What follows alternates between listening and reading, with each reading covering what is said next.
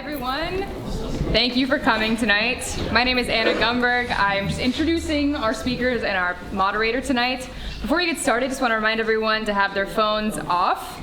Can't have your phone out. Also, if you can't tell, we are filming tonight, so just try to be respectful noise-wise.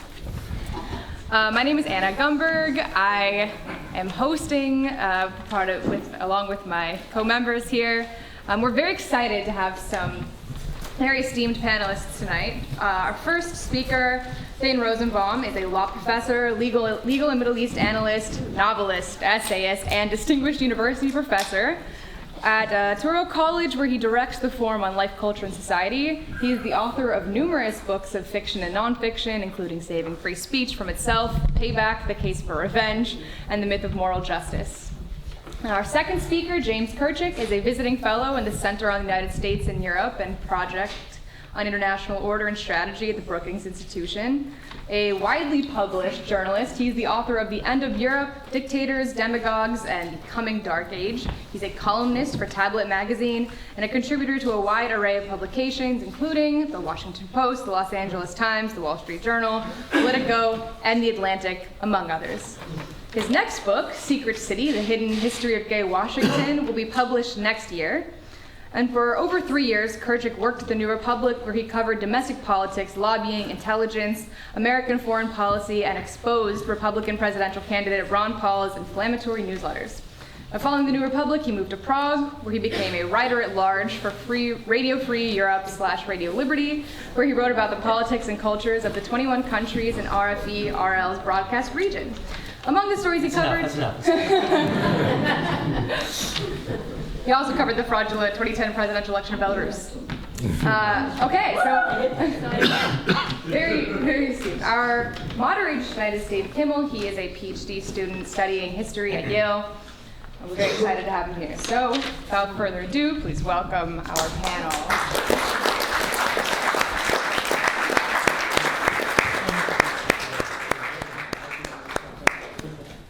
Well, can you guys hear me without the microphone? Yep. Keep the microphone. Thank you. So, thank you all so much for sharing your time with us this evening. I'm David Vincent Kimmel, a graduate student at Yale and coach emeritus of the debate team, and a member of Shabtai. It is my privilege to moderate this conversation tonight. Now, the moment when James Kirchick strapped rainbow suspenders on his shoulders on Russian state television to protest the treatment of sexual minorities by the Kremlin was one of the most dramatic public salvos in the fight for equality in recent memory. And Thane Rosenbaum's Saving Free Speech from Itself has immediately emerged as a classic analysis exploring justifications for the criminalization of hate speech. Both of these men are celebrated for harnessing their considerable eloquence to fight for minority rights. Yet while they disagree about issues like the criminalization of hate speech, they concur about what they identify as the dangers of illiberalism on college campuses and threats to academic free expression. So before we begin, both of our speakers would like to make an opening comment. Please. Oh, well, thank you. Thank you all for coming. The microphone is working? Thank you to Shabtai for hosting us. I am a member of this organization. I joined when I was an undergraduate decades ago, which sounds crazy to say, but and it's wonderful to be back in the belly of the beast here at Yale University. So I want to talk about two events that happened when I was a student from 2002 to 2006, and contrast them to two events that have happened in more recent years, because I think they'll give you an illustration of how severely things have changed with regard to the issues of free speech on college campuses. When I was a freshman, a speaker was invited to campus, and Rabbi Panett will remember this. A speaker named Amiri Baraka, who in the 1960s was a very well-known, very interesting African-American poet. By the time he was invited to Yale in the spring of 2003, when I was a freshman, he was his reputation, you could say, had declined somewhat. He had written a poem after the 9/11 terrorist attacks where he claimed that the Israeli Prime Minister, then Ariel Sharon, had somehow, through his wiles, notified all the Jews of Manhattan not to go to work that day at the Twin Towers. He caused a huge ruckus. Clearly, it was an anti-Semitic poem statement, and he was invited by an organization on campus, by the African American Student Center, to speak and to actually just read this poem. That's what he was invited to do. There were no attempts that I recall, from the Jewish students on campus in any organizational manner to prevent this from happening. Certainly there were polite entreaties and inquiries made as to why he was invited, and requests that were perhaps made. Perhaps you might want to reconsider inviting this virulent anti-Semite to deliver an anti-Semitic poem on campus. But those inquiries were ignored. He was invited to speak. Oddly, when I think of it now, it seems odd. There wasn't even a protest of him speaking. There were no one with signs outside saying, exercising their free speech rights, saying, no, the Jews did not. There were lots of Jews who died on 9/11. It's quite perverse to accuse them of being engaged in some sort of conspiracy that they withheld from the American people. There was no protest. I was a columnist for the Yale Daily News. I sat in the back of the room. It was a horrifying experience to see this man applauded by many of my classmates. When I got up and asked a question, he ridiculed my physical appearance, and to the laughter of the room. I look back on this event now, and I'm actually glad it happened. I learned a lot about the world. I learned a lot about myself. I got a great column out of it for the Yale Daily News, which you can look up. It never would have crossed our minds that we would have got up and shouted this person down, prevented him physically from speaking. It was a teaching moment, which is what the sorts of things that are supposed to happen on university campuses. So that was one incident. Another incident, a little bit more lighthearted. I was one of the students who wrote the Class Day skits, which is a sort of funny, amusing sketch that's performed that sort of sums up your experience on Class Day. It's an opportunity for ribaldry and whatnot. And our theme, the story that we were presenting was that GSO, which I'm not sure if that still exists. It was the Graduate Student Union, which they might have been recognized, but at the time they were sort of the bane of undergraduate existence. Basically, these people who are paid to read Proust all day, pretending that they're labor, working in mines and whatnot. It's sort of an extracurricular activity for 20-somethings and whatnot. Anyway, the theme was that GSO had kidnapped then Dean, now President Peter Salovey, and unless the university recognized their demands and recognized them as a union, that they would shave off his mustache. Does Peter Salovey still have a mustache? No. Okay. So I wrote the skit with a friend of mine, and we were called into the office of a woman named Betty Trachtenberg, who we somewhat affectionately referred to as Betty T. She was the dean of students, or the dean of her job was basically to enforce the rules, okay? And the student body had a sort of love-hate relationship with Betty T. We understood that she wanted the best for us, but it was her job. If the parties got out of hand or there were too many kegs, she was the one who you had to answer to if you were the student organizing these events. All right, so it was a tempestuous relationship that the students had with Betty T. She called us in. We had to submit the script, of course, to the administration before it was approved. She called me and my co-author and the student who was involved, who was the chairman of the Class Day events, and basically read us the riot act and said this is so disrespectful to Dean Salovey, and there's also some other objectionable jokes in here. And we went at it. We went back and forth, and we tried to defend our work. And I can't remember. I actually emailed one of the co-author of the skit because I want to write something about this because I forget all the details. But it was a pretty tempestuous meeting, and I bring that up because what I used to think of and my conceptualization of college students is that you're leaving home when you're 18 and you're really looking forward to going to college so that you can get out from under the yoke of your parents and not be told what to do all the time. And it just seemed natural that of course we were going to. Oh, by the way, after we performed, we were able to keep the joke about the mustache. A coda to this, and I bumped into Dean Salovey afterwards. He came up to me and told me how much he loved the skit, and I told him, well, would you believe that your colleagues in the administration tried to get us to cut out the entire plot involving them shaving off your mustache because they thought that would offend you, and he thought it was absurd. But I say that because it contrasts to two more recent incidents that happened after I graduated. The first, obviously, being the Christakis episode in 2014, where an administrator, unprompted by any sort of incidents that I was aware of, and I searched the Yale Daily News for evidence of any sort of incidents involving racist or offensive or xenophobic Halloween costumes.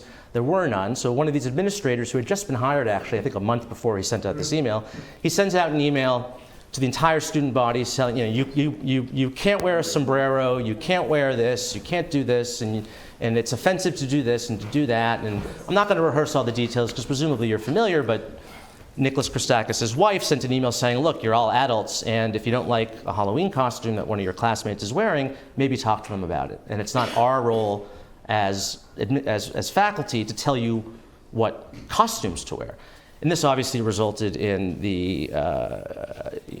still to this day it gives me chills, this incident in the quad where a distinguished professor was verbally assaulted for 3 hours and cursed at and called all sorts of names by students who were later awarded prizes for their work on racial reconciliation, if I'm not mistaken, by the administration.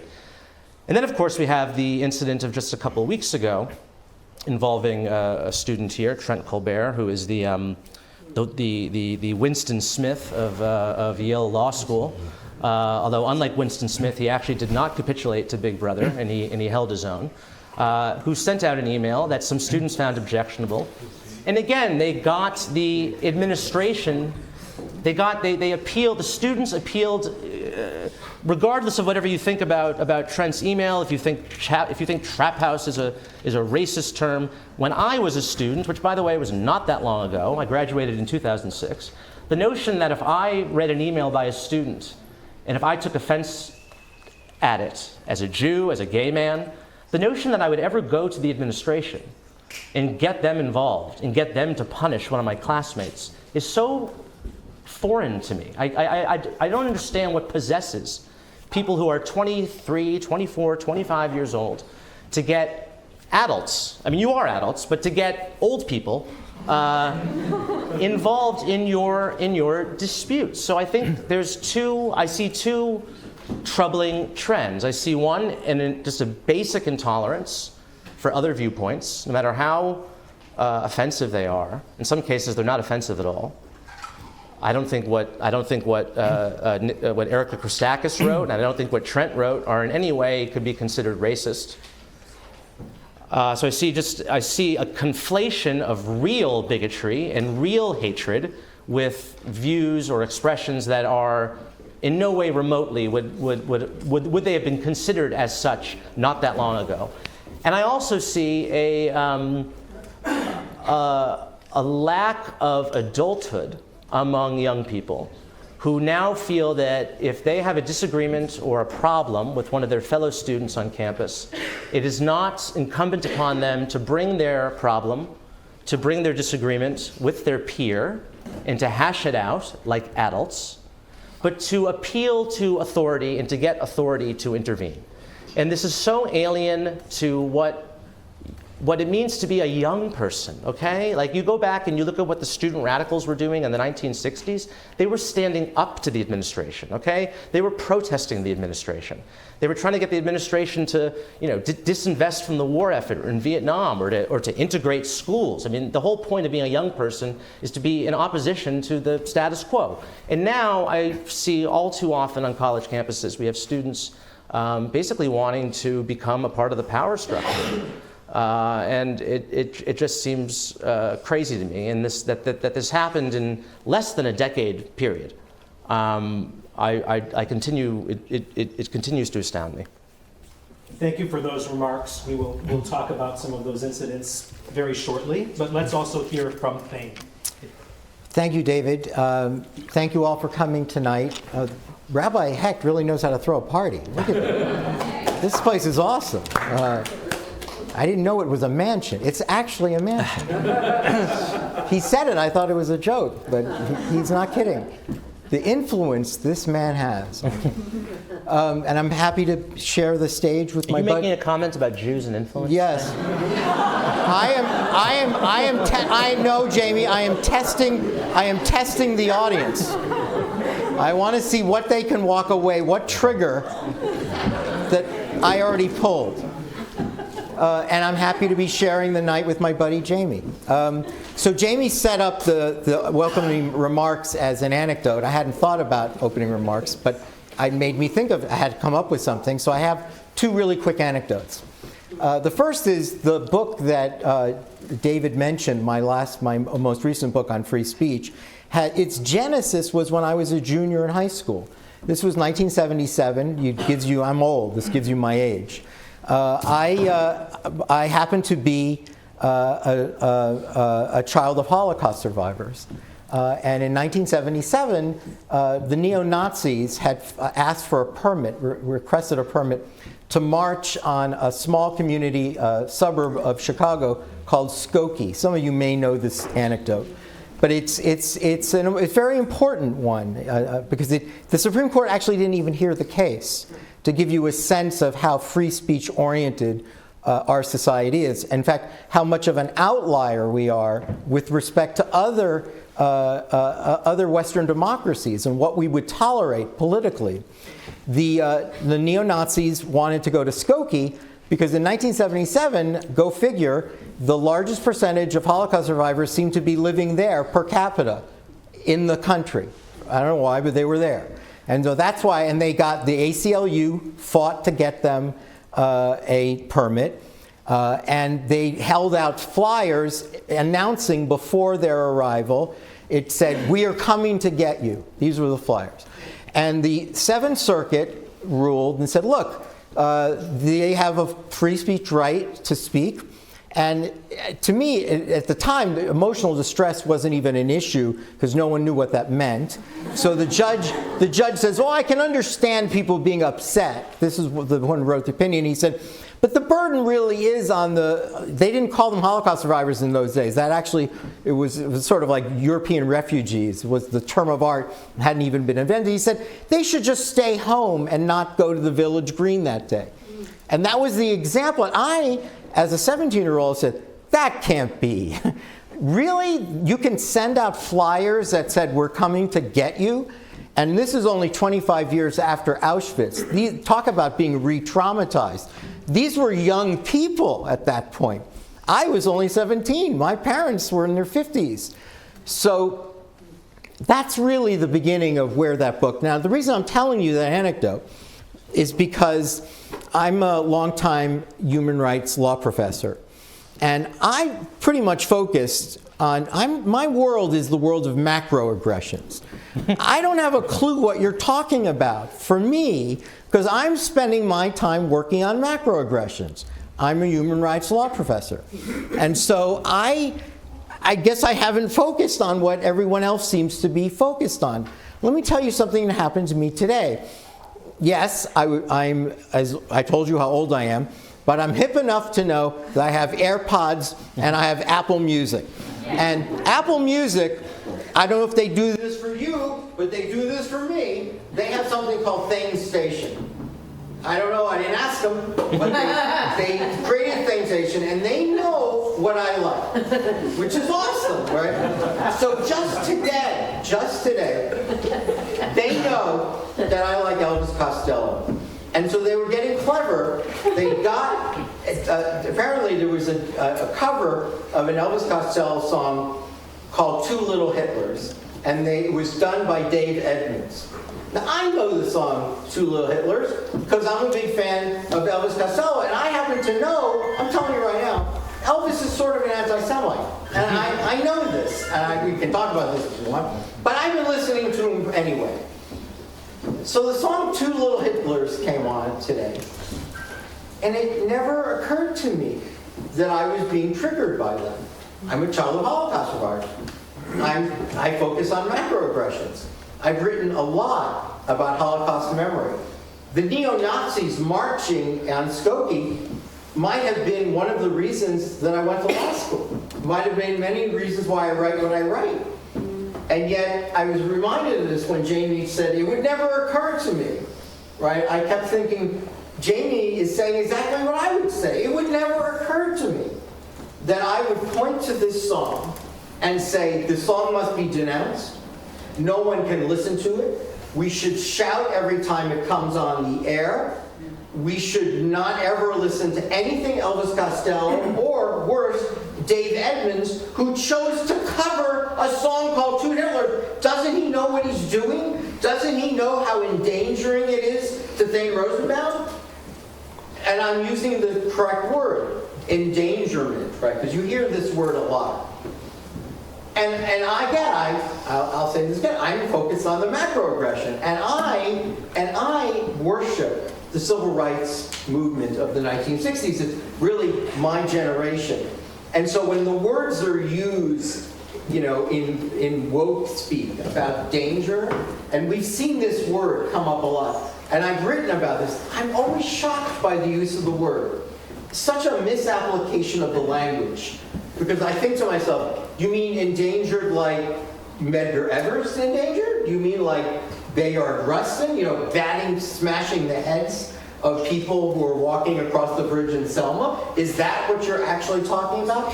So it's just a quick little anecdote about at least my response to Apple's actual decision to provide a song. And again, I don't know, it's an interesting question, I don't know, because I know that it doesn't seem as if anti-Semitism is included in the category of intersectional offenses. For whatever the reason is, that seems to be a white-on-white crime, and it doesn't matter, all right? I understand. So that's why I'm wondering, if anyone ever called Apple about Two Little Hitlers, would they laugh in their face?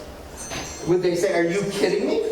And if they said, well, look, if there was a song that says two little N-words or something like that, can you imagine what Apple would do and how we would condemn everyone associated with it? So that sort of opens it up for me and opens up for you what I've been thinking about. All right. Thank you, Thane. Pardon me? You got it. Yes. Please, everyone, turn your phones off by all means. So thank you very much for those opening remarks. Now, I confess that when Rabbi Shmuley and Rebbetzin Toby asked me to moderate this discussion about the so-called life and death of academic free speech, my first thought was that a panel of three white dudes chatting would not seem like a very productive setup for a conversation about campus activism in the minds of a lot of viewers. But I decided to take advantage of the best part of free speech in the academy, brilliant peers of every background whose imaginations are inspirations to me. So tonight, I'll be introducing you to a diversity of questioners whose ideas we'll explore together. These thinkers sometimes changed my perspectives, sometimes I disagreed with them, but my perspectives were always broadened by listening to what they said. Now, the absence of these speakers is going to be symbolized by this empty chair. There's always a conversation, and there's people not in the conversation that you have to think about too, right? So many of these questioners could not be here tonight, and to be honest, some of them have no desire to be here tonight either. But their perspectives, which I have quoted or paraphrased, represent what often goes unsaid in debates about free speech on campus.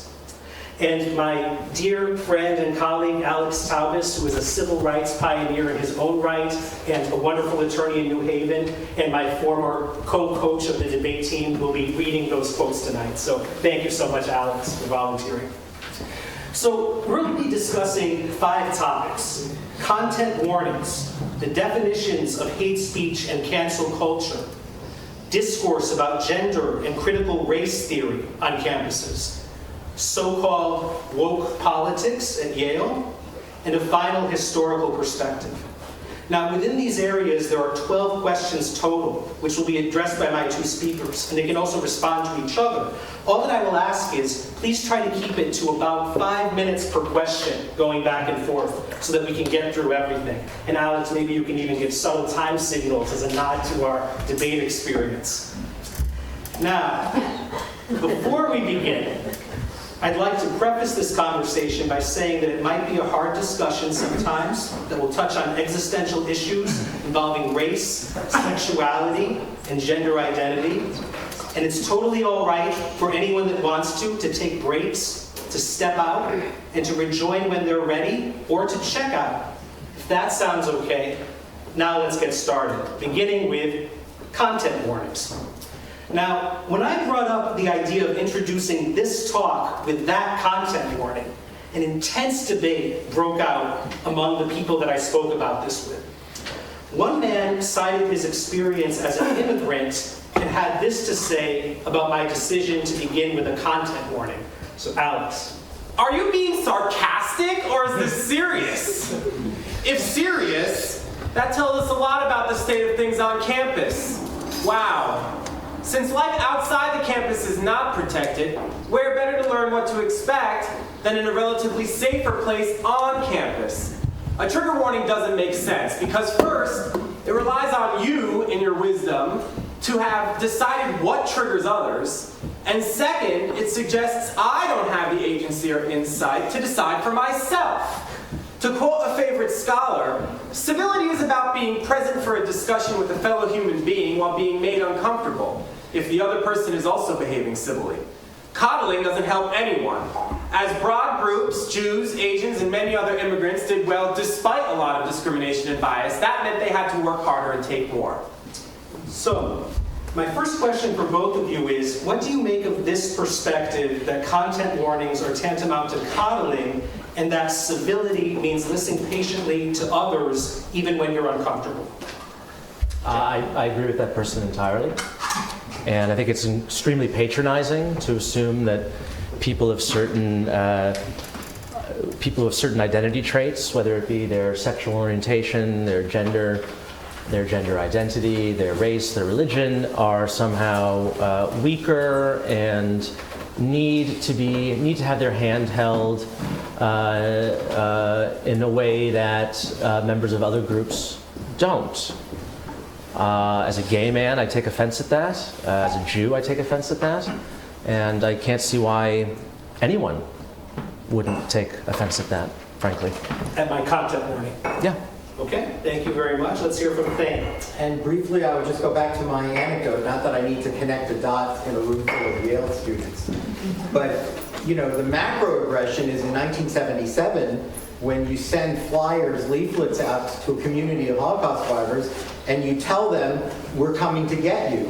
And then you show up with a permit dressed as Nazis with that, you know, whether you're intending to kill them or not. That is a speech that is very much in this category that I would call a macroaggression. Whereas, I'm not sure, again, it would be offensive to me, in the spirit of what Jamie was saying, that if Apple sent me a warning and saying, you know, you two little Hitlers, that could be too much for you to hear, even the song, even the title. So yes, I just don't believe in the warnings, because I think there is a difference between speech that truly is intended to harm and causes harm, as opposed to speech that might offend or rub you the wrong way or insult you. Okay. Now, others came down strongly on the other side of this issue. For example, a trans rights activist had this to say. If you're moderating a panel on academic free speech, I strongly support a trigger warning ahead of time. It's about ableism and inclusion. I probably wouldn't stick around for a discussion on trans students because I do not need to hear more transphobia in my life from a panel of non-experts. It really can be profoundly upsetting to have your core identity questioned without even a warning of what's to come. At the same time, a disability rights advocate also had this to say. The definition of civility is too often shaped by non-disabled, white, heteronormative culture. You don't choose content warnings willy-nilly. You listen to what minority and disabled communities tell you requires a trigger warning. If a rape survivor suffers from PTSD and will experience debilitating flashbacks when reading a rape scene, the instructor should preface their words with a trigger warning. Your speakers can't compare their discomfort to the real debilitating pain of someone with PTSD or a non-apparent disability. All of these arguments about needing to simply toughen up are ableist because everyone has different emotional and psychological limits. So, my question is, what do you make of these arguments that content warnings are oases of kindness in a cruel world, and that dismissals of content warnings are ableist against people with conditions like PTSD? James. A note to our friends in the trans rights community, who could perhaps take a lesson from the gay rights movement. In 1950, 1960, it was illegal to be gay in this country. You could be thrown in jail in every single state in the Union. The American Psychiatric Association declared gay people mentally insane in 1953. In the DSM, the Diagnostic and Statistical Manual, and gay people were denounced from every pulpit in the land. And there were hardly any openly gay people. That's how bad it was. Fast forward 60 years now. It's an entirely different situation. How did we get from point A to point B? We didn't get from point A to point B by shouting people down and by demanding trigger warnings. We got to point A to point B through free speech, through demonstrations, through moral persuasion, through coming out of the closet, the most inherently free speech act you can think of, by convincing people, okay, that gay people should deserve equal rights. That's how that happened. And I don't see that in much of the trans rights discourse. I see a lot of people expecting you to agree to a certain list of beliefs which are quite more radical than anything the gay rights movement made any, by the way. The notion that there are, 574 genders and whatnot.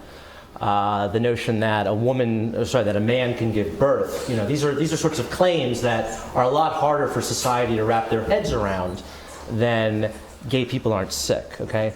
But the approach of the trans rights community seems to be, if you don't agree with these claims that we are making, you are a bigot, and you are a transphobe, and your career should be destroyed. That is not how you win people over. It's just not. That's not how these political campaigns are successful. And so, yeah, you know what? It was hard to be gay in this country in the 1950s and 60s. Like, I'm sure it's hard to be trans right now.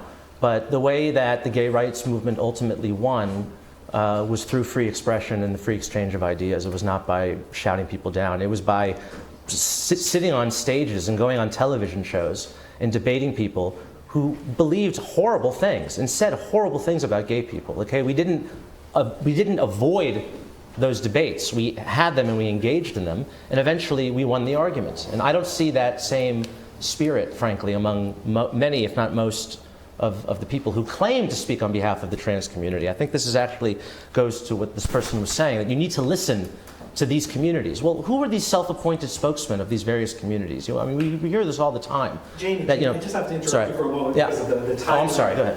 What does this have to do with trigger warnings? You live in a society. We live in a society where there are no trigger warnings, okay? I mean, I read the New York Times every day, I'm triggered, okay? I turn on MSNBC, I'm triggered. There are lots of things that anger me and piss me off, frankly. And that's life. I'm sorry, that's life in a free society. And this free society we have is not going to conform to your neuroses and your sensitivities. It's just not. Like, I can tell you this as an adult who works in the media and engages in these debates. There are no trigger warnings in life. And so if you want to be mollycoddled in college, it's going to ill-prepare you. It's frankly going to ill-prepare you for life in the real world. Well, there are sometimes content warnings in real life because I gave one, right? So isn't it saying that if there are people with PTSD or if there are trans students who would take what you just said as being existentially threatening? It's not existentially threatening. Well, if they nothing anyone says to you about anything is existentially threatening. I'll leave okay? the audience to decide that. Well- But what I'm asking is it really so offensive to tell people in the audience if these kinds of issues are going to be discussed? You have the freedom to leave. You don't have to listen to it if you find it threatening. I can only speak from my own experience. If I were to enter a room where there was a speaker who had abysmal things to say about gay people that were condemned to hell and whatnot, I would take offense. I would feel patronized and spoken down to if you were to announce at the beginning of this talk, for all the homosexuals in this room, there's someone here who might say some things that might offend you, and you have 3 minutes to now leave the room. I would be so offended by that. Okay, I'd be more offended by that trigger warning than by anything that would come out of the mouth of the homophobic bigot. That's just me personally. All right, thank you for that. Thane, what are your thoughts on the content warning? Look, I don't have a problem with content warning in general. I agree with what Jamie's saying, because when I hear of trigger warnings, I think of the microaggression. And I started off tonight saying, I'm still focused on a world that can't lick the macroaggression, right? That we still have a real problem with that. And so, I just think that I don't have a problem with it, but it's elevating the point that, Jamie just made now, that you have nothing to really fear from that itself. That isn't really what you should be fearing. And if you need to be warned of it, we can tell you. And I also just don't think, the world of art requires, the ability to have empathy and to reimagine yourself in other places. The point that Jamie was saying about, read the New York Times, the world will not protect you from rape scenes in movies. They will not. The world will expose you to this. And the question is, do you feel that there's something unique about the next 4 years of your lives, or for people who are in graduate school, that means that you need a special layer of protection called the safe space, because you simply cannot be exposed to something that's uncomfortable. And again, when we talk about, again, this is what I have a problem with, the Orwellian speak.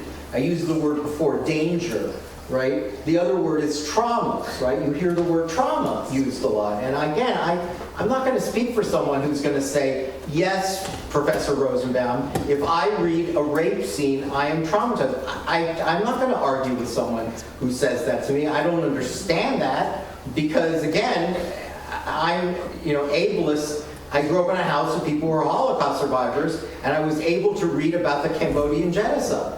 I was able to hear about other genocides in the world without saying, I can't believe the New York Times is telling me about the Congolese genocide or the Sudanese genocide. I guess I'm saying I'm a glutton for punishment, and I'm willing to be triggered all day.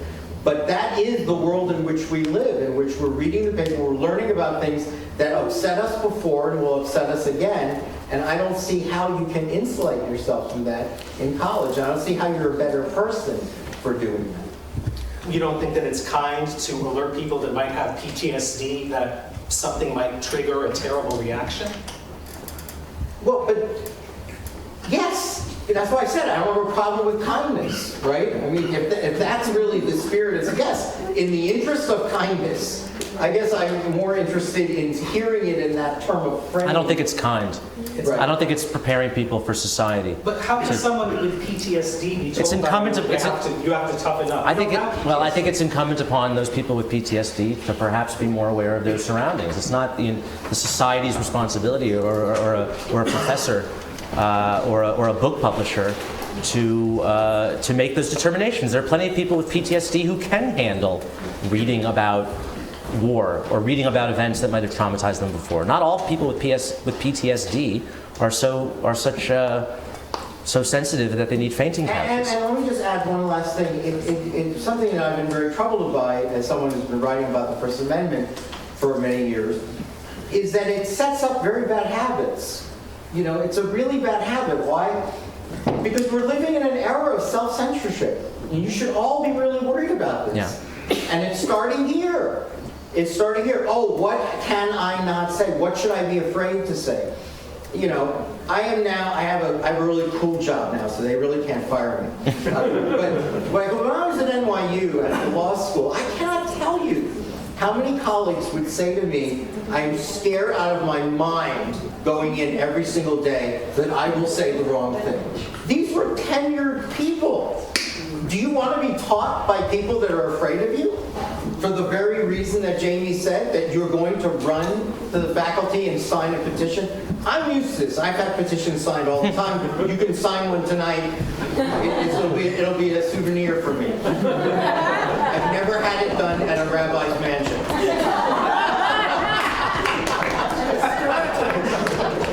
Yeah, but I'm just saying but self-censorship is something we should all be worried about.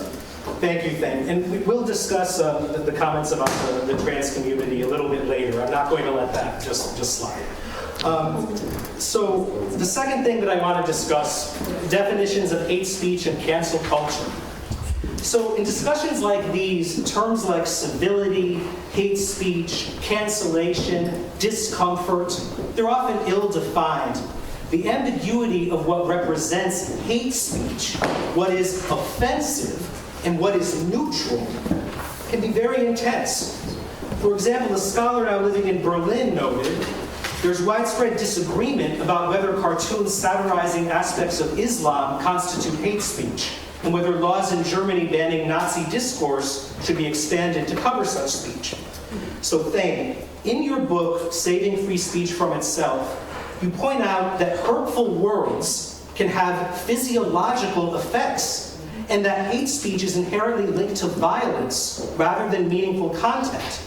But some people have seen a contradiction between your belief that words can be as harmful as sticks and stones and your thoughts about oversensitivity on campus. So I was wondering if you could explain, what is hate speech to you?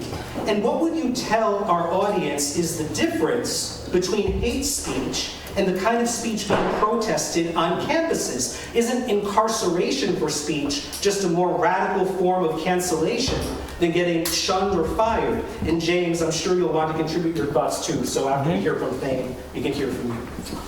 Well, in the book, one of my favorite anecdotes is about the Book of Mormon. Because the Book of Mormon on opening night, have you seen it? I mean, it's phenomenal. And if you're a South Park, is that what it's called?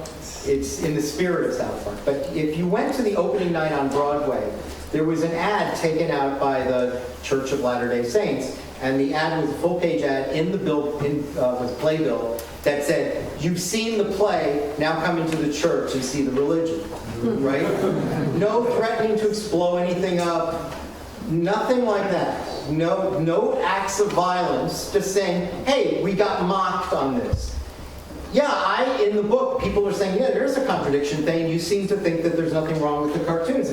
Yeah, I think that Islam is both it's both the politics of Islam and it's also a religion. And so it's the politics of Islam has to be available to be criticized. Now that's very different from criticizing a religion that has political aspirations, or even from criticizing the rituals of the religion. And a sign on a Muslim student's dorm that says, "Go home, Towhead," right? Or singing songs that are intended to simply intimidate and deprive a person of, if they're an adult, a sense of citizenship, a sense of entitlement. Not, I'm offended, that upsets me, I feel hurt by this. But what I talk about in the book is hurt, which is that we've now learned that it's not the names that hurt us. It's the way that it's delivered, the delivery mechanism. This is why comedians won't come to campus anymore, because the context is completely lost. It's something I wrote recently. If everyone is a racist, then no one is. And you should really be worried about that. You should be worried. I heard my word. Worry about the macroaggression. Until we're done with that, you don't have the luxury to worry about the microaggression. Mm-hmm. And so.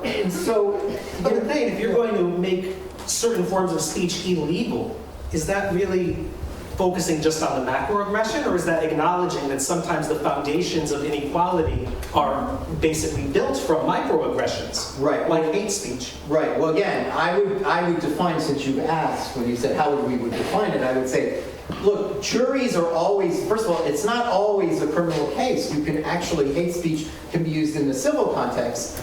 We don't use that, but the intentional infliction of emotional distress can also be delivered in a civil action, not just in a criminal action. But I do think that the basic concept is, if the speech is there to create a sense of fear, intimidation, threat, right? Something that really deprives you of your sense of belonging, your sense of existence, that is harm-producing. And that neuroscientists can show that now in brain scans. And it's not just mental impairments, it has physical debilitating consequences. But that's different from saying, yes, and I don't like that dirty joke you told about Jews, right? Saying, yeah, all right, you know, that's what we, in the old days, that's what's called the off-color joke. But there has to be room for the off-color joke, and we have to have a recognition that when language is used for the purpose that it's truly weaponized, right? We're not prepared to carve out the context anymore. To say, no, I'm actually delivering this because I want to hurt you. I'm trying to create pain. Instead, it's the point that Jamie's made. It's that we've lost our spirit of generosity. That if anything is said, you know, that might upset you or offend you, if the wrong word, the wrong usage, the wrong tweet was discovered from another time of your life, it simply can't be, it's irredeemable. And I'm just saying that there are, as I say in my book, there's a way to look at words as weapons, and when they are delivered in that way and they do cause harm, they should be treated in a criminal manner or in a tortious manner.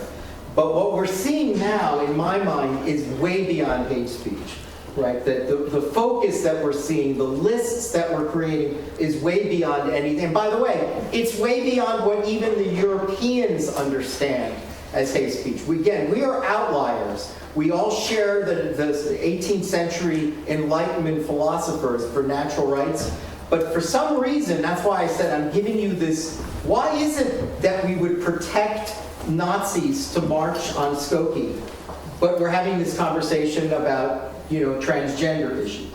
Like, why is it that we would protect that, and what we're really debating now is the words that are used that offend people by the ableists who don't really understand the difficulties of the transgender. Okay, thank you for those comments, Thane. Thane and I have been agreeing for far too much this evening, so I'm going to vehemently disagree with what Thane said. Thane knows very well there is no legal definition of hate speech. It's a completely made-up term. This has been repeatedly ruled by the Supreme Court. And the way that Thane defines it, it's so inherently subjective. He says if words can be weapons if they violate your sense of belonging. I mean, that is such an inherently subjective thing. I mean, you could say something to me and I could tell you that violates my sense of belonging. Who is going to decide that? The jury would ignore that, right? The jury would say, oh, that's ridiculous. Well, we can't just leave these things to juries. Why? Because we leave everything else to juries. Not when it comes to the First Amendment, we can't, because these are entirely subjective things. What you consider to be a and I should say here, I absolutely supported what the ACLU did in 1977. Nazis also have a right to march. They have a First Amendment right. And I think it's important to remember what the ACLU was defending in Skokie in 1977. They weren't defending Nazis. They were defending the First Amendment. Okay? And everyone in this country has equal rights when it comes to the First Amendment. And it's very important that we defend the First Amendment from all of those who would try to weaken it. I mean, if we're going to take Thane's definition of this, there are transgender people who I think very sincerely believe that when you say to them that there are chromosomal differences between men and women, okay, that men cannot menstruate, that men cannot get pregnant, what I just said would be considered hate speech by many people. So it is a slippery slope. That is a term you hear. Perhaps it's a cliche, but I know of no other better way to describe the consequences of this sort of attitude. That there are certain words, certain expressions that are, and we come up with all these euphemisms to make it sound like it's dangerous and should be banned. Violating a sense of belonging, intending to harm. These are all in the eye of the beholder. And what you consider legitimate and rational, normal speech will be considered hateful by another person. I mean, people said really awful things about Donald Trump for the past 4 years. Really mean and nasty things. Like, they want him to die, okay? And Kathy Griffin held up a fake Donald Trump head dripping in blood. And she basically, I think the Secret Service investigated her for that. I think a lot of the people on the left who claim to be such big free speech supporters and supported that sort of speech might not like it if Donald Trump were to say, well, you're threatening my sense of belonging. I'm president of the United States, and I have a right I have a right to feel a part of this community, and how dare you? I think it's a very dangerous road that we will go down if we start criminalizing speech. Thank you, Jamie. I actually have a follow-up question for Thane that will continue this conversation.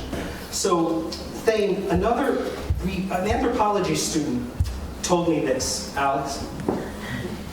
When a society is in transition and hasn't decided what their cultural norms are or should be, law cannot resolve these issues until we do.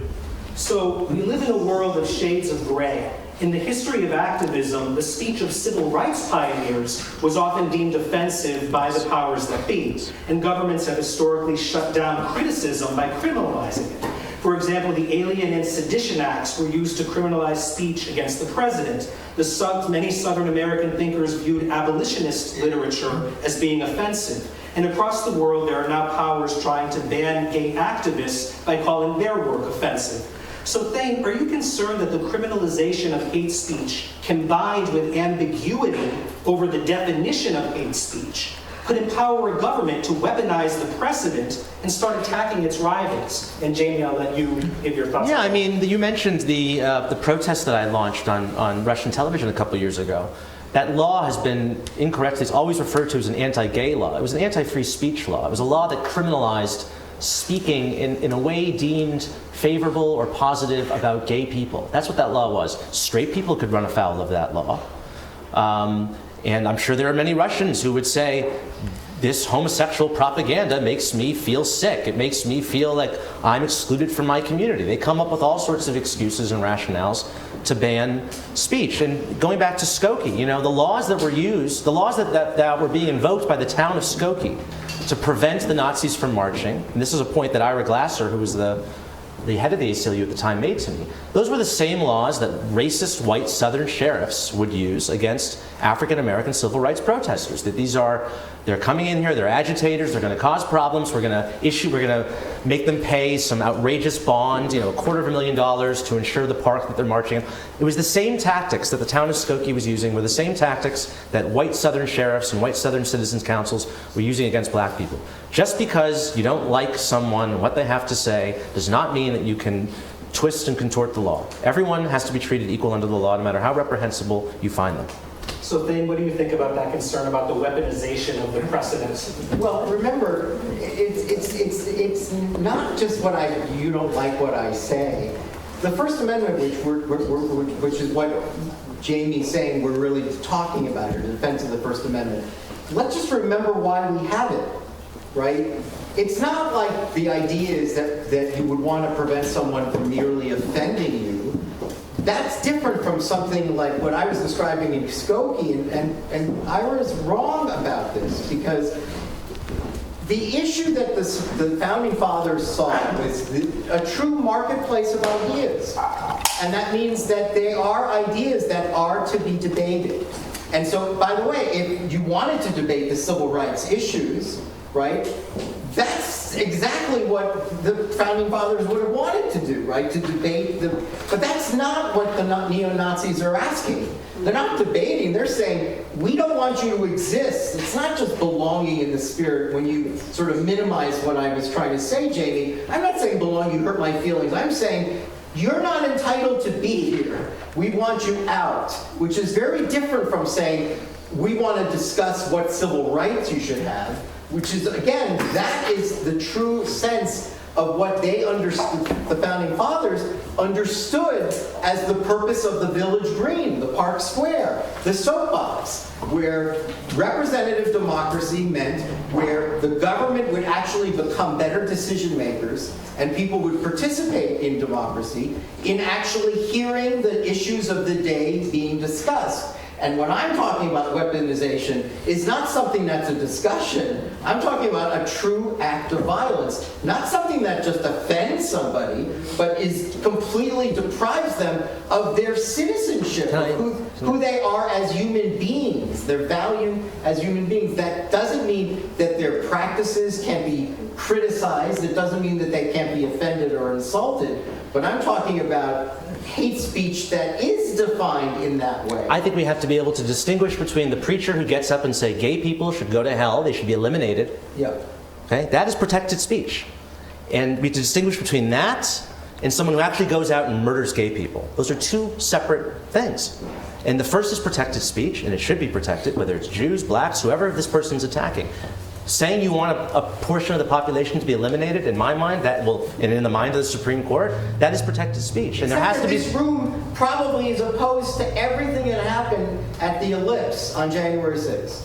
And if that was violence. They were actually, those people were perpetrating no, but violence. There was an impeachment trial based on the idea that he had incitement. Yes, right. And everyone in this room would say that's exactly what President Trump I believe the did. term is lawless imminent action. Exactly. Is that the term? There's a Okay. case It's a very specific. It's a very specific. But imminent lawlessness is the idea, and that is what happened. That's what people are really arguing. And I don't think Skokie was that, but we can just, I don't think what was happening in Skokie was imminent lawless action. No, but I'm saying I don't think, as Jamie described it, I don't think that we should be so casual to say that a preacher should get up there and say all homosexuals should be eliminated, and I should only be punished if some people run off right now and kill a homosexual. That's the only reason I could be punished. If they did it 2 days from now, I'm in the clear. But if they do it imminent, because you heard Jamie say imminent, I'm saying, all right, you really feel that way? That's the distinction that you're willing to make? I will protect the preacher as long as someone is only killing someone in the next 10 minutes. So there's a difference between saying instead of saying, and if that person actually said, by the way, I was very influenced by that preacher, but I gave it 2 days. If I may, let's move on to the next question. This was a good debate. So let's talk about the definition of cancellation. I want to ask each of you, what are people afraid to say now that they didn't used to be afraid to say in the academy? What are the consequences of talking about these things? And who are some people who are unfairly canceled, in your opinions?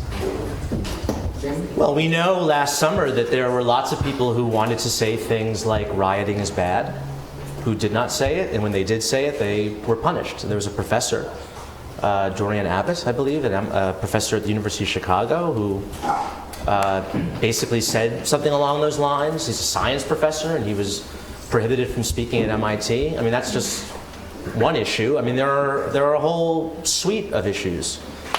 Certain things relating to sex and gender, certain things relating to race, clearly, things that maybe 5 or 6 years ago would have been considered normal issues. Well, let's just take a one that Thane and I were talking about earlier.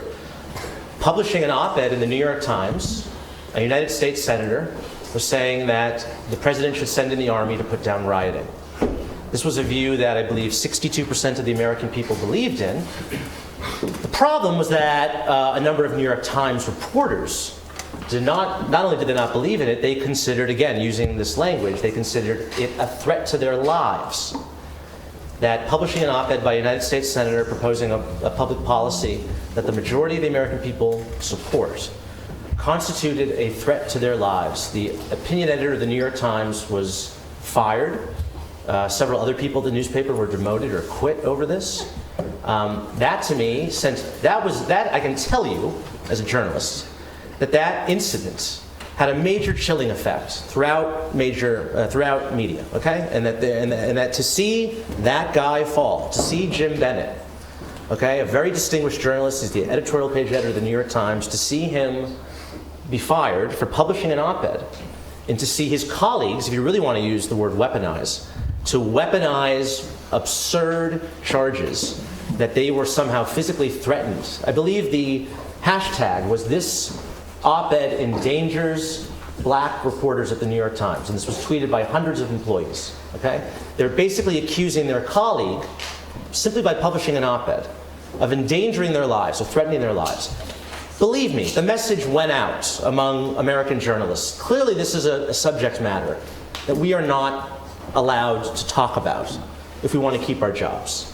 And it's lightened up a little in the year and a half. I think there are lots of Democratic politicians who have now said, abolish the police and defund the police. As Jim Clyburn said, I never want to hear abolish the police ever again in my life, because it almost lost the Democrats the 2020 election.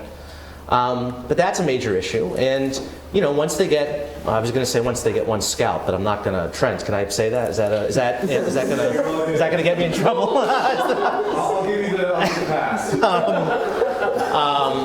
Not the best thing. But they got a sacrificial. They made a human sacrifice out of James Bennett. They made a human sacrifice out of him, and the message was clear, okay, that this is a line you do not cross. And there are other lines coming out all the time, and they're arbitrary, and no one knows where they are. And there's sort of it's a very difficult time to be in this world of journalism and ideas right now, because you never know where the line is. You never know what can you say, what can you not, because it's completely arbitrary. There's no rule of law, okay? There's no sort of established understandings of fair play. It's all been thrown out the window, and we're now being basically dictated to by Twitter mobs. Thane, what do you think? I agree with everything Jamie said. Are we Good, finally. We're back. Are we confined to just the Academy because he went to the New York Times? I think there are many of these anecdotes. I read one the other day where a husband and wife faculty member went to watch a pro-police rally in their local town. They didn't say a word. They stood for 5 minutes and then they went to dinner. They wanted to hear the arguments. This was in the heat of the abolish the police, dismantle the police. By being there, I think they were suspended or something happened. So there are all of these examples that I read recently about a literary agent. Again, not in the Academy, a literary agent who was fired, and this incredible apologetic letter went out. It was because she had opened, what are those conservative new social media accounts? What are those called? What's the name of those? What are Getter, or Parler. This woman opened up a Parler account.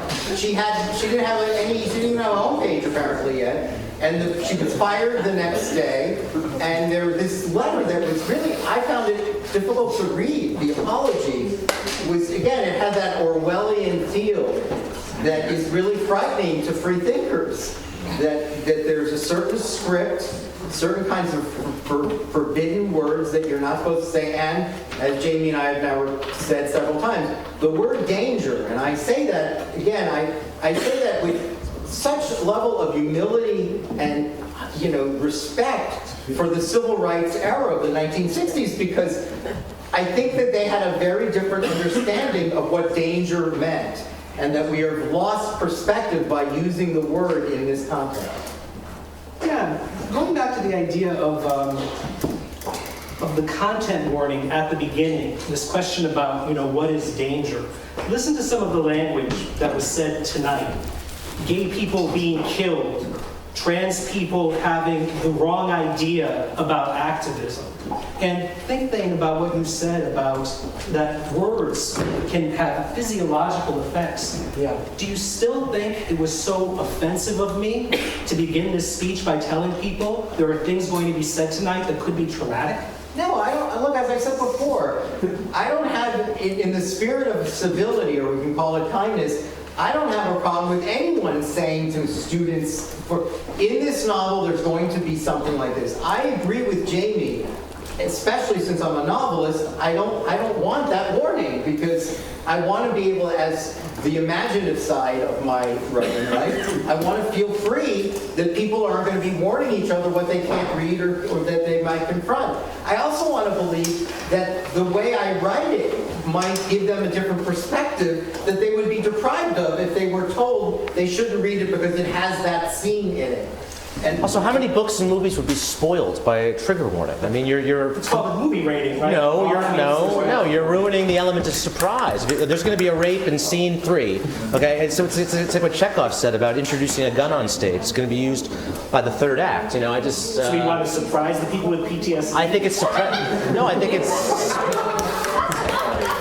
think it suppresses creativity, and it ruins and spoils creative work to tell people what's going to happen at the outset. Okay. It's called a spoiler. A spoiler. All right, everyone please. So now we're going to be moving on to the topic of discourse on race and gender. So around the time that I was at Harvard as an undergrad,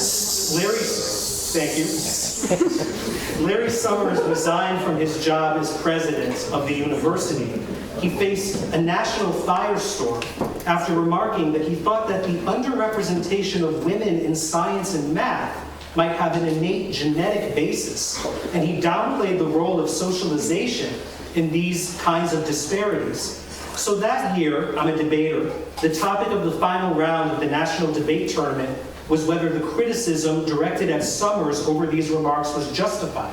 So if you guys were in that debate, what side would you choose? Thane? is it terrible for to say that Larry's a friend of mine? Oh, there we go. That was a trigger warning. I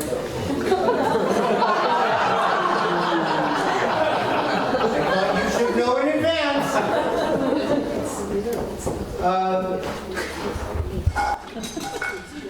Look, I know him. I'm not surprised he said it.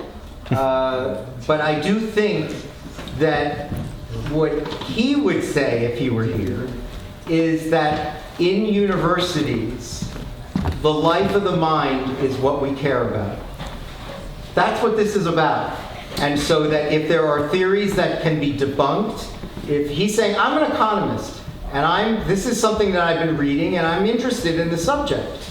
You know, this happened to Google. You remember, the exact thing happened to a software engineer at Google. The exact same thing happened. These guys all had PhDs, men and women, and they apparently had this thing, I don't know what they called it at Google, where they would send each other memos or articles or things that they're writing so that they could get together and discuss it, right? Because the idea, we're Google PhDs, we're geniuses. And he happened to send out one that he believed would inspire discussion, and instead it got him fired.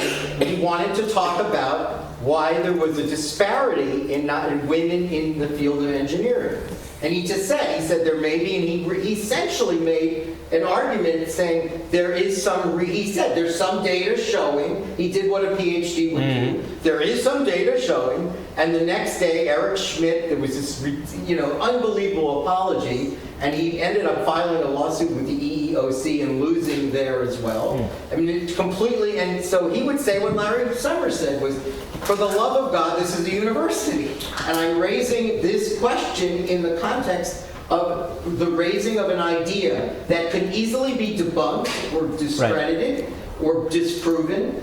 I personally find it abhorrent, the idea that Larry said, but I don't know if again, what I would say is intent matters, right? Intent matters. He lost the context, the sense of context and the concept of intent.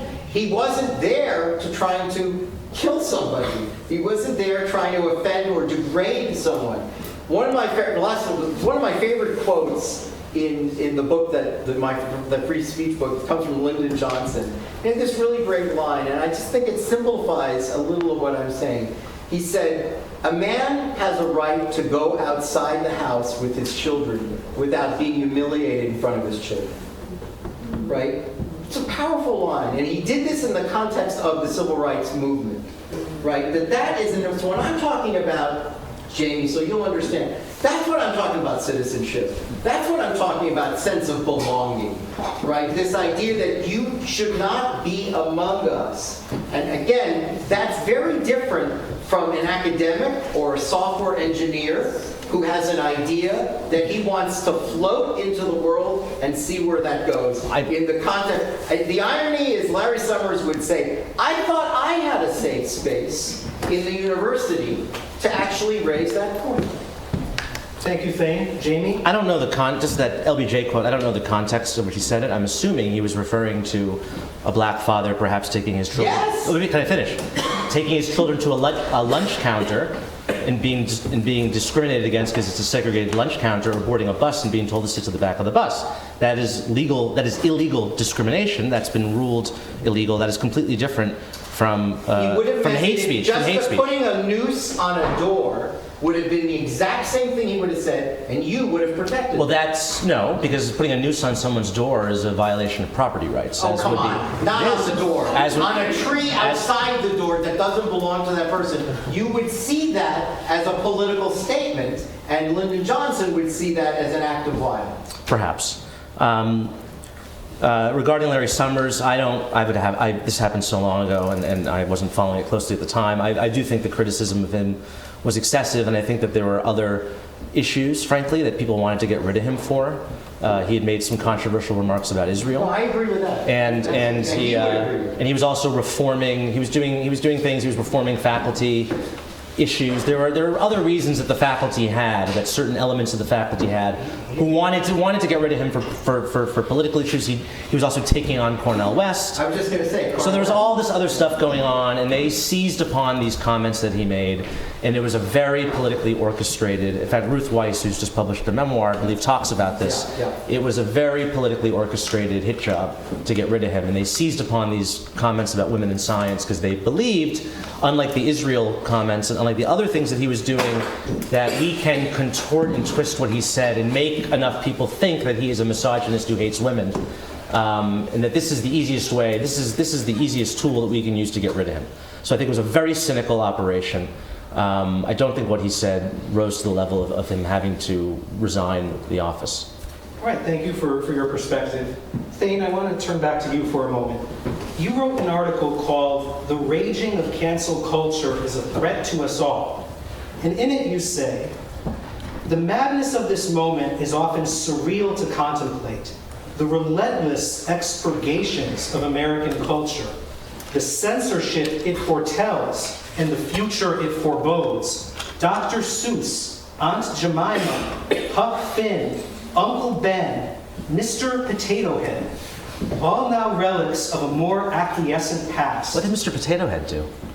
It's complicated. Oh. It's way more complicated than the toilet. "We have become a nation devoid of forgiveness." I'm quoting Thane. "We've become a nation devoid of forgiveness. Just who are the arbiters who create these ever-expanding blacklists? It's not the clergy, theologians, or ethicists. We are being reprimanded and our children brainwashed by self-righteous schoolmarms, social media mobs, and millions of anonymous Twitter trolls, all with mischief and malice in their hearts and too much time on their hands." So, a civil rights lawyer of color had to say this in response. Uncle Ben? Aunt Jemima? A couple of obscure Dr. Seuss books that went out of print like thousands of other books every year? Come on. These are just examples of corporations re-examining racist old content and asking, do we want to keep propagating this? And then making a decision in line with changing times. I want to point out student protest is a form of free speech in itself. Showing up and protesting, expressing your concerns to the administration are all forms of engagement. In a society with free speech, you can expect other people to use their freedom to dissent when you use your words to say something offensive that is out of line with changing social norms. We hopefully all agree that a white person using the N-word should be grounds for dismissal from a job, and that images like swastikas should have no place. But historical norms are changing, and the new generation is redrawing the lines about what they find offensive, whether the older generation likes it or not. Okay, so I was wondering what you'd both tell this speaker about his idea that protest is a form of free speech, and that when a university does something like disinviting a speaker, it's akin to saying a harmful old product is bad for consumers and should be taken off shelves. I think so many of these cases have to be looked at individually. I mean, I don't know enough about Aunt Jemima and Aunt Ben, and if these are considered racist or patronizing in some way by They invoke the antebellum South. yeah, slavery. then I don't see what's so bad about the companies that make these products to decide, you know what, these mascots or logos were created at a time when we had completely different understandings, and we should change them. But it's piece by piece.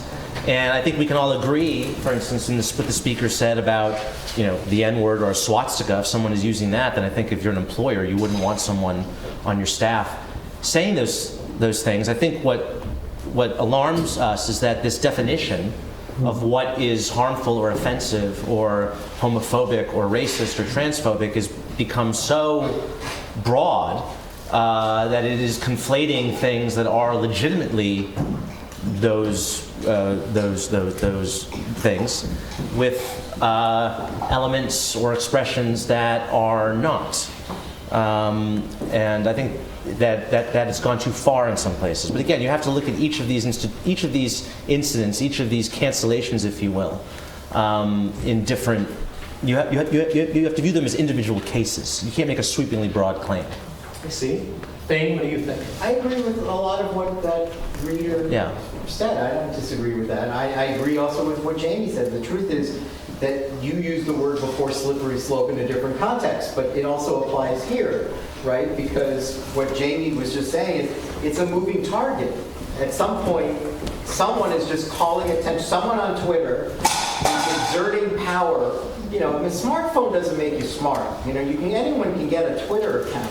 It's really amazing when you realize what changes have happened in our culture based on Twitter models, right? People with what I would say way too much time on their hands and who are anonymous, right? I don't know who was protesting the Uncle Ben. I don't care about Uncle Ben or Aunt Jemima. I'm just giving a list of things that we are now seeing being canceled, literally gone. Everything is gone, which is very different when he said the word protest itself is free speech. Yeah, but how is this protest happening when you're actually disinviting speakers? You're basically saying that the ideas that they have cannot be debated at all. We will not tolerate debate in this university on those ideas. Would you disinvite the Klan? I would invite one. You would? Yeah. Did you watch Curb Your Enthusiasm last Sunday? Just so you'll know, Larry Summers is a friend, but Alan Dershowitz and I are not. So don't mention his name to me; he'll go nuts. So, or just my name to him. But I will say that he is of the view, and we disagree. He's of the view.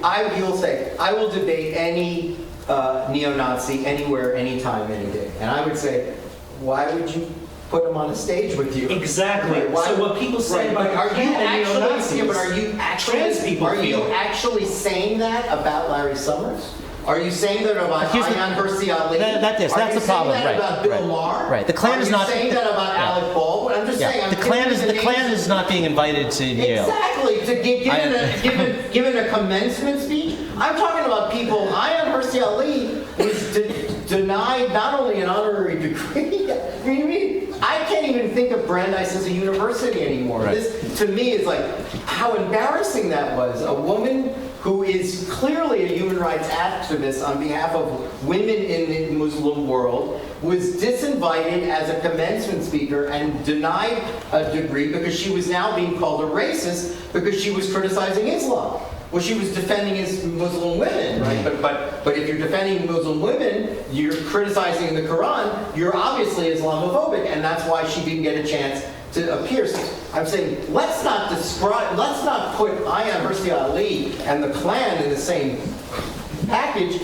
I wouldn't do what Alan Dershowitz would do. He thinks that it's worth his time to debate someone who's a Nazi. I think that if I debated a Nazi, that would be the greatest day he'd ever have. And I'm not going to give him that. But I don't think that if you look at a list of the people, the woman who's the head of the International Monetary Fund in Europe, Lagarde. Lagarde was disinvited as a commander. Condoleezza Rice. Condoleezza Rice was, right? I mean, that's not the Klan. And yet, what we're saying to these people is, your ideas, we can't even debate them on campus. You are repugnant to us.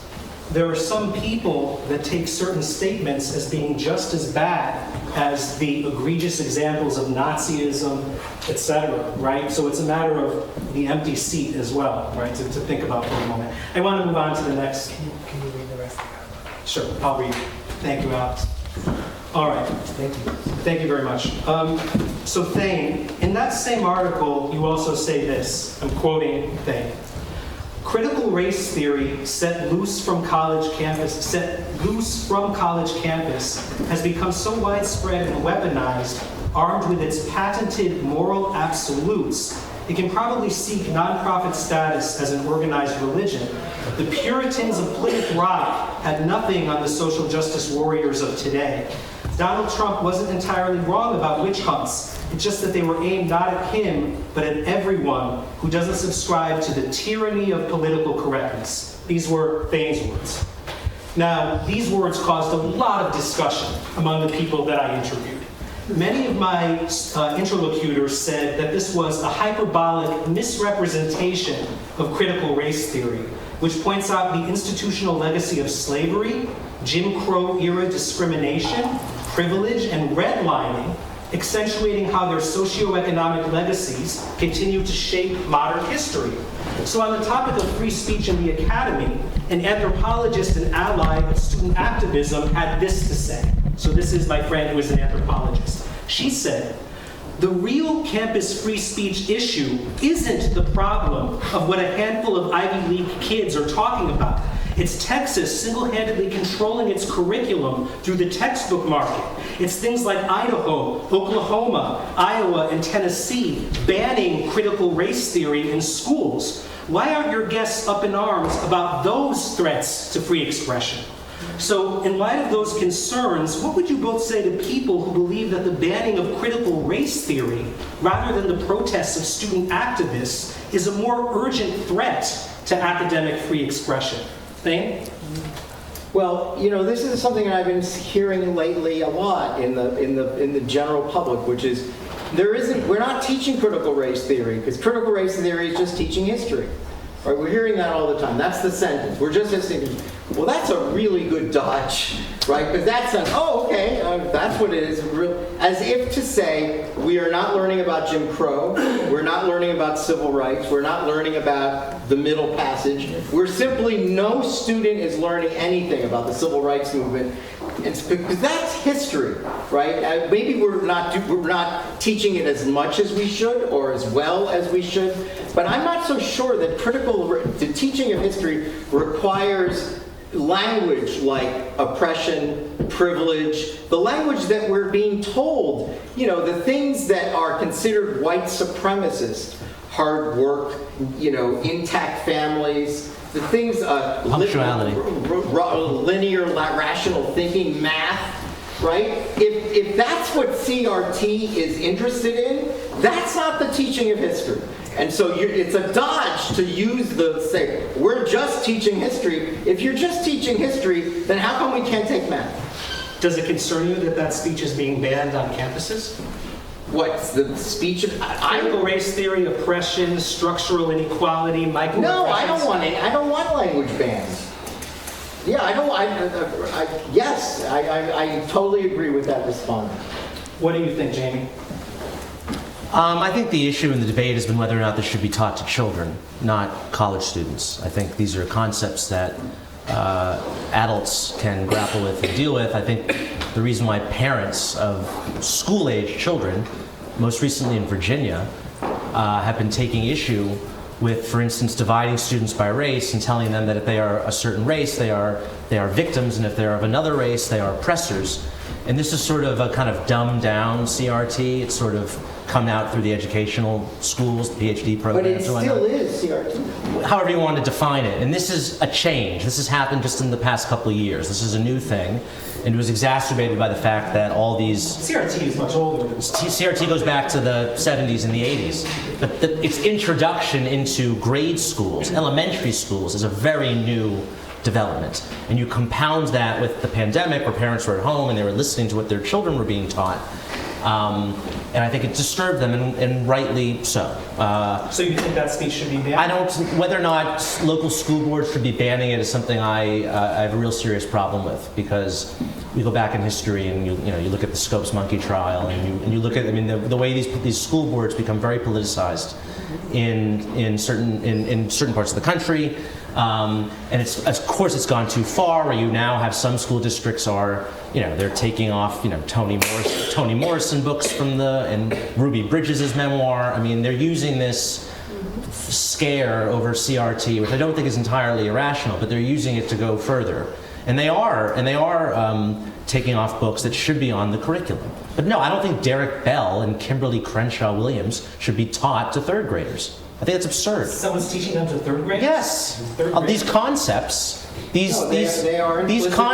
these concepts that originate where else in the academy, okay, are being taught by highly ideological individuals, highly ideological teachers. They're being taught to children who are it shouldn't be taught to them.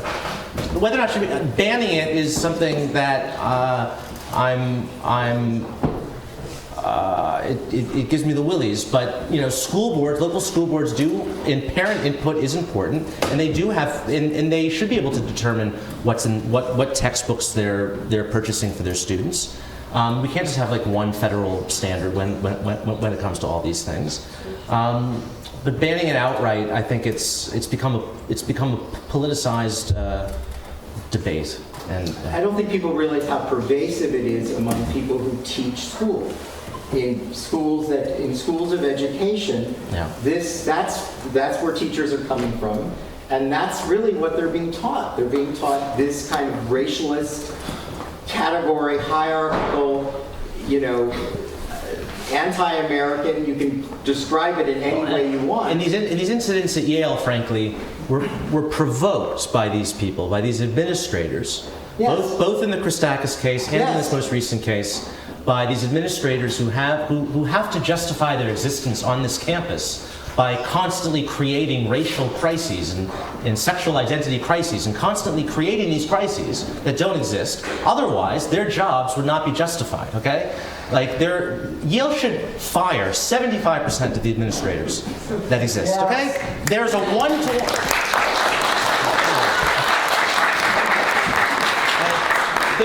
one-to-one ratio of administrators to undergraduates at this university. It is an outrageous waste of money. It is an outrageous insult to the alums of this institution who give their money. Why they give their money to Yale, I don't understand. But those who do are being swindled, and it's a disservice to the students who are having their lives micromanaged by these people in pointless jobs. Pointless jobs. So you don't think that structural inequality is grounded in microaggressions, and that if we correct ourselves in terms of the small, that will result in larger change? I don't think we're going to, first of all, I don't think we're going to really deal with the, I don't see how banning Mr. Potato Head or Aunt Jemima is really going to tackle the issues of racial and systemic class inequality in this country. Banning in fact, I think might help. No, and I think a lot of these woke debates that we get into in the media and on campus serve as a distraction from real issues of class that are the real determinant of where you rise or fall in this society's class. And what we have, frankly, is an elite class, of which I'm a member, okay, of upper middle class people, mostly white, by the way, okay? All this stuff is being driven by most of this woke nonsense is being driven by upper middle class, overeducated white people, okay? And their racial hang-ups and their neuroses. It is being, if you look at the polls, okay, a majority of African Americans believe that political correctness is a problem. A majority of them oppose racial preferences. If you look at the most left-wing portion of the Democratic Party, it is not the non-white portion of the Democratic Party. The non-white people who are Democrats are the most conservative element of the Democratic Party when it comes to identity issues. On all these issues that we define under the rubric of woke, white progressives are so far out ahead on all these questions. Is America structurally racist? Does America need radical restructuring? You go through it, and it's a poll. You can look at the Pew poll. It just came out this week. White progressives they are off the charts on all these questions. And they're out of touch with their own party, which is why they lost in Virginia, is why they're going to lose big time probably next year, maybe even in 2024, because the people who run our media, our institutions, our cultural foundations, our academics, our nonprofit foundations, our entertainment industry, are of this 5% class, okay, mostly overeducated, upper middle class, white progressives, and they're out of touch with the rest of the country. Can I just add one last thing to that about what you said about the microaggressions ultimately lead to that? Again, it's probably my age. It may be I already revealed it when I said my sort of real respect for the civil rights era. It's as if what we're teaching kids in the elementary school era is denying the racial progress we've made. Well, isn't it just saying that there's also aspects where we haven't made progress, yes, like the legacy of also, redlining, for example. Redlining, As a law professor, I get that, right? But you didn't pull this out unless someone else did already. But I don't understand what systemic racism means. Like, I don't agree that we have systemic racism. We have racism, just like we have anti-Semitism. But I'm not sure I understand fully, and I'm saying that as a law professor. I don't understand what the 13th, 14th, and 15th Amendment means if we have systemic racism. All of the laws, civil rights laws, with public accommodations, housing, transportation, affirmative action, the system itself has been in large part set up for racial progress, and we have achieved racial progress in so many ways, and it does seem as if we're in denial. We don't want, that it's just politically incorrect to talk about, like, for instance, I think it's politically incorrect to say, well, we just had a two-term African-American president who received more white votes than John Kerry did in 2004. Well, and then we had two secretaries of state in a row who were African-Americans. Like, that's extraordinary. When I grew up, there were still signs that said, Jews, dogs, and blacks can't use this water fountain. Right? This is in my lifetime. So I'm like shocked that we're not really focusing on, and instead we're describing something that I think has, it gets so granular when we say systemic racism. I'm sure the president doesn't know what it means. He just keeps saying it. But it's not clear to me. No, we should also be clear that the people who push this ideology are very clear what they mean by systemic racism. Capitalism. That's right. Capitalism is the system. This is what they say. Capitalism is the system. And inequality. No, gentlemen, we have to move on to other topics. We've gotten a little bit beyond the question. Thank you for your thoughts. The anthropologist also had this to say. The fact is, women of color have almost never been allowed to speak their minds in the academy. Women of color have been self-censoring in the academy for years, as have black students, because the consequences of not code switching are that they get kicked out of school or that they don't get tenure. Every woman I know, especially black and brown women, but Asian and white women too, already censor themselves. So-called free speech activists are only concerned that people might take them to task. They just want to be the only ones who can say things without consequence. So what would you say to this anthropologist about her contention that the real threat to academic free expression is generations of structural inequality against people like women, resulting in chilling effects on their speech? Thane? Look, I can't argue with that. I mean, she's living it, and so I can only respect that experience. And anything that could be done to correct it, obviously we should be in support of. But the question is the remedy CRT? Is that what it requires in order to fix it? Is that the antidote to that problem? If it's a problem, it's a problem that needs to be corrected. But is this the only way to do so? What would you think? I agree. These are not mutually exclusive. Okay? It's not just conservatives or centrist liberals who are being who are having their free speech rights attacked or undermined. It can apply to anyone. I mean, you go to certain parts of the country that are more conservative, and absolutely, it's more often liberals who will be under threat. But what the speaker is saying is that when these women are silenced, that's the evidence of the structural inequality. It's because the academy was built around generations of white men. Right. And that resulted in certain So what's the dispersing remedy? elements. So oftentimes what you hear is the remedy to this. She says her remedy is white people should censor themselves sometimes. Oh. That's her response. Okay, well that seems a very broad and generic statement, and I don't understand how we effectuate that. Maybe being hesitant about saying things that people might take as microaggressions. Again, what is a microaggression? Okay. So controversies have raged on campuses over associations with thinkers like Germaine Greer, who use their platforms to question the ideas of the trans right movements, or some of the ideas. Yeah. For some, the speaker's words are tantamount to hate speech and have no place on college campuses. But for others, this is reasonable discourse. So James, in a piece in The Atlantic that you wrote questioning the idea that progress on gay rights is regressing, this is what you had to say. I'm quoting him. Transgender Americans have seen some of their progress curtailed in the form of the Trump administration's ban on most transgender military service and some administrative rulings that remove gender identity from federal anti-discrimination regulations. But it is the conflation of transgender issues with the gay rights movement, a recent development and not one undertaken without some controversy among gays and lesbians themselves, which accounts for much, if not most, of the evidence cited as representing regression on gay rights. You went on to say, there's the uncomfortable merger of sorts with the transgender movement.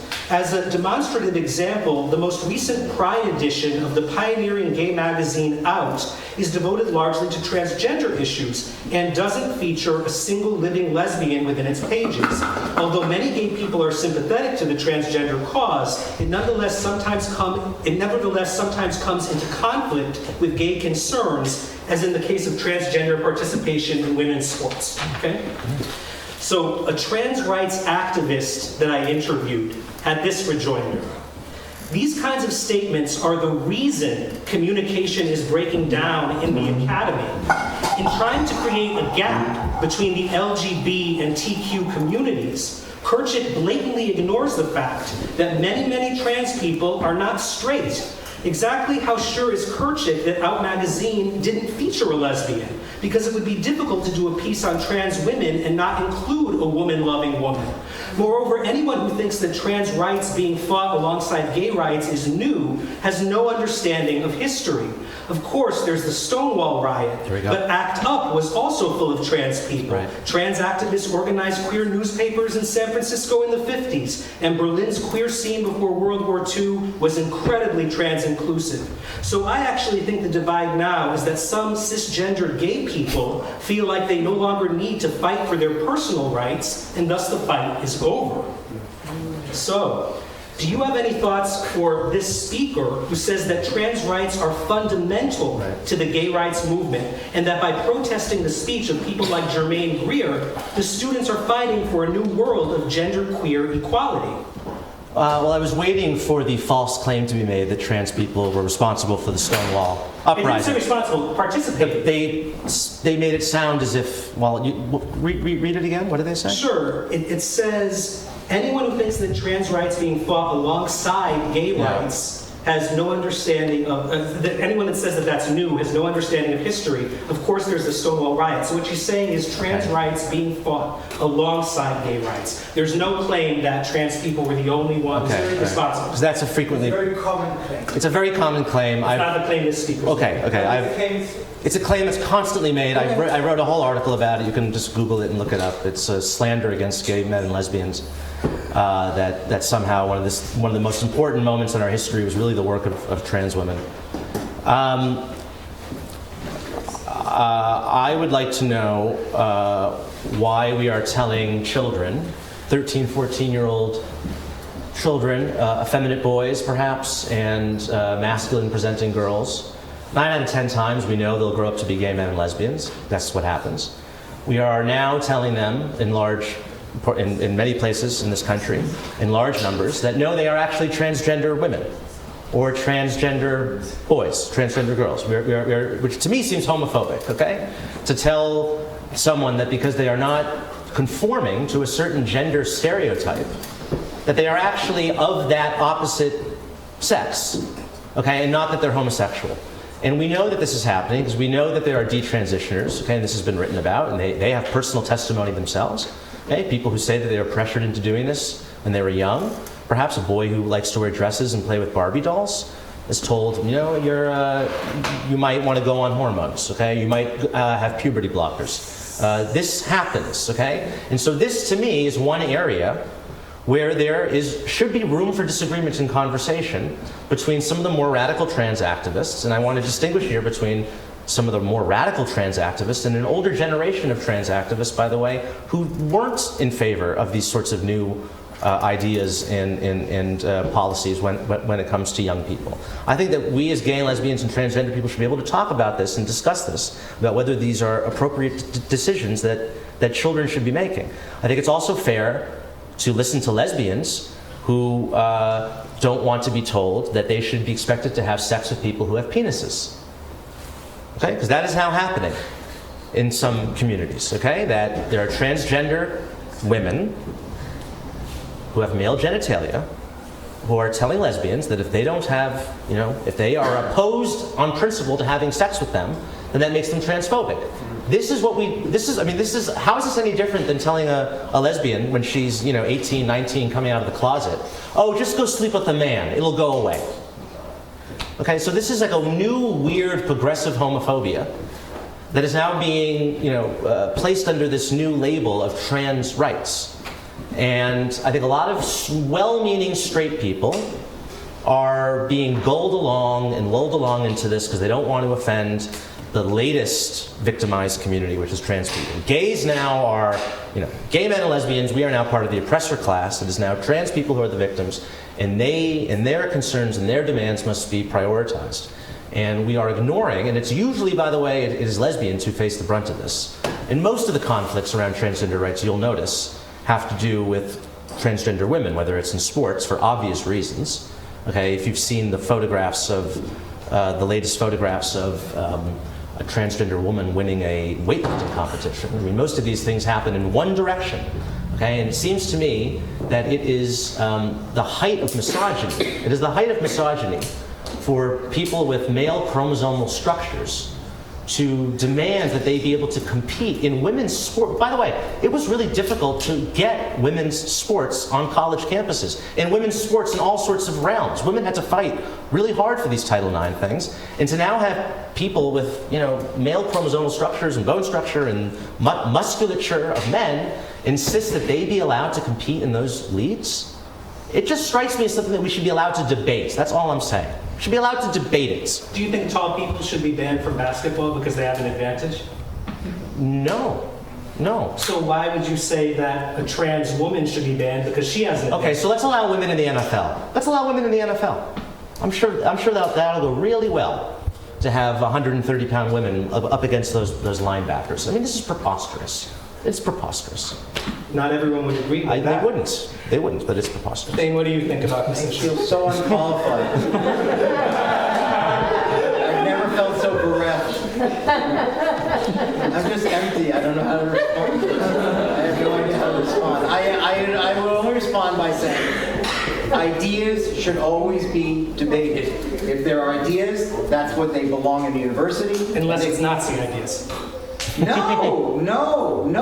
If a Nazi, let me say this. If Nazis want to write op-eds about their complaint about Jews in finance or Wall Street, go for it. Really? Write your op-ed. Yes, of course. I'm talking about we are coming to get you. That was what I said when I was 17 that I was thrown by. That somehow that the Supreme Court thought that telling Holocaust survivors, we're coming to get you, is protected First Amendment speech. If you have a problem with Jews and you want to write an op-ed about it, or you want to send out flyers about it, if the message in the end isn't, and let's kill them all, or ship them somewhere else, that is still an idea that you can debate and you can be beaten in that idea. That again, it's the same idea with the Muhammad cartoons, right? That somehow that offense insults Islam instead of saying, well, there is a politics to this religion and that's what we're debating. I know that my friend has told me she's faced terrible prejudice, and life is not easy, at all. So it seems like what you're saying is that you're kind of questioning the LGBTQ alliance and kind of suggesting that the trans movement has kind of been grafted onto the gay rights movement. No, I just think that there are some elements of the trans movement that I think are running into conflict with the ideals and the goals of the gay and lesbian movement. Even though many trans people are gay and lesbian. Sure. Yeah. Okay. The audience can think about this. So I want to move on now to Spotlight on Yale. We're almost done. Thank you guys for your patience.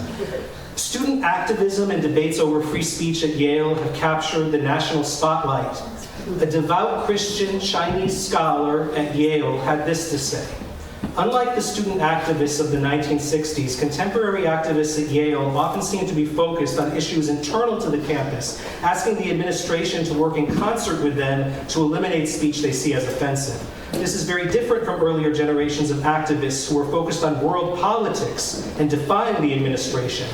In their emphases on problematizing history, eliminating monuments to that problematic history, demanding apologies from their opponents, and shutting down arguments without debate, the students in some ways have more in common with the Maoist cultural revolutionaries than the activists of the American civil rights era. There's no real freedom for conservative views on campus when expressing those views comes with the threat of harassment enmeshed in power politics. That's what my friend says. But others think that student activists are fighting to eliminate the microaggressions, which are the foundations of institutional inequality, and that they're on the front lines of the struggle for the civil rights of some of the most vulnerable members in our community. They point to successes like the renaming of Calhoun College as a step toward dismantling institutional racism from the bottom up. And that's an example of institutional racism. Think of students of color coming to Yale and seeing their dorm is named after Calhoun, right? Wasn't Eli Yale? Didn't he own slaves? He did. So I have to do something about that. maybe we should. So what do you think? What do you both think about the state of free speech at Yale? Is the ambiance here more like the 1960s in Berkeley, or is it like the Chinese Cultural Revolution? Feel free to be specific about any incidents you have in mind. Well, I mean, no one here is being killed or trotted off to re-education camps. So I think we need to be careful of hyperbole and what we're likening things to. And I, again, have not been on, I left this campus in 2006, 15 years ago, Jesus, wow. So I can't speak to what's going on, and people in the room would know better. But certainly every story I seem to read about Yale makes me sad or ashamed to be an alum, and it seems to all go in one direction. It seems to all be anyone who's like center or remotely right of center, or often cases just like an old school liberal, like a liberal circa 2010. I mean, lots of things that Barack Obama said would probably be considered fascist by a lot of the students on this campus, frankly. It all goes in one direction. I'm not aware of left-wing professors and left-wing students feeling this way.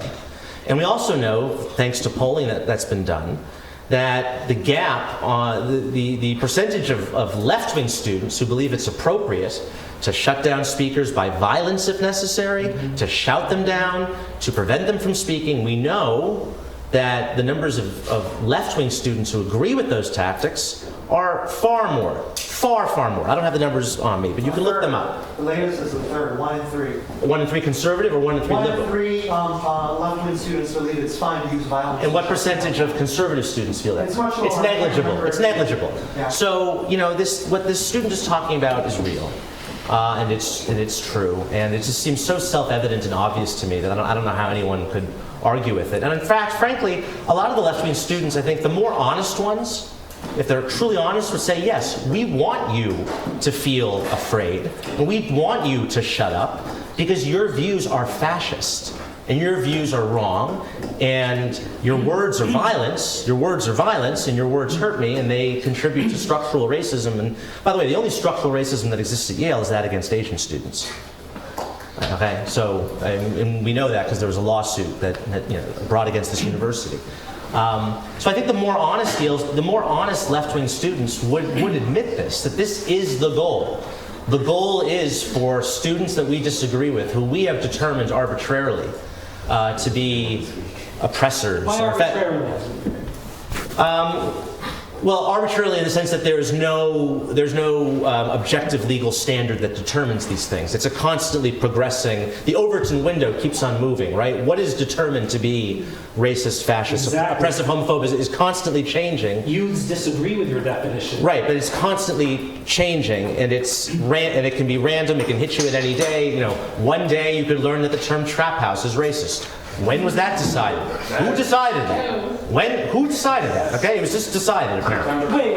It was a conversation that welcomed people to an off-campus house described as a trap house with offerings of Popeye's chicken. Right? Yes. So can you understand why some people might have read that and taken offense? Not really. No. Okay. There are people that disagree with you. Sure. Thane, what do you think? But can I add one thing? What makes that a problem is rather than going to Trent and saying, I took offense at your whatever, at your email, they appealed to the university and tried to get them to intimidate and threaten a student. They said it was free speech. And They that protested what was is not when they are getting the administration involved, which is an administration that has the ability to affect someone's life and career, okay, and to insert them into what should be an interpersonal conflict or issue between two students, to get the authorities involved. That to me, it's ratting out. It's okay? not free speech to talk to the administration? Not when you're getting power involved and trying to punish people. That is not free speech at that point. That is using the levers of the state, in this sense, the Yale administration, to ruin a student's life. To ruin a student's life by asking for an apology? No, they threatened him, saying, Did they? it's a nice law degree. It's a nice Yale law degree you got there. It would be terrible if something were to happen to it. That's basically what these administrators did. We have it on tape. Didn't they caution We you? have it on tape. They didn't say that you're going to be thrown out. They cautioned They you that there are said people that it'll be hard for you to pass the bar exam. It'll be hard for you to pass the bar exam if you don't submit to our dictates. I don't think They that's what threatened- was said. It's on tape. I don't think It's that's on what was tape. said. I think that they We have the warned him- receipts. I We have think the that they- I think that they warned him that people can talk to the bar. Why are you about- denying his lived experience? He's a man of color, and you, a white man, are on stage denying his lived experience. I demand an apology. It's a factual question about what the administration said. This gentleman said that they threatened his law degree. It's not true. They threatened his career. They threatened It's not true. They threatened his career. We can talk. Right here. Please, what do you think? They threatened his career. What do you think? They didn't threaten the degree, but they threatened the bar, which is very important for a lawyer. They said people can talk to the bar, right? They cautioned you people can talk to the bar, which is true. There are people that disagree with you that can talk to the bar, and you might face a repercussion. It's a choice that you're going to make.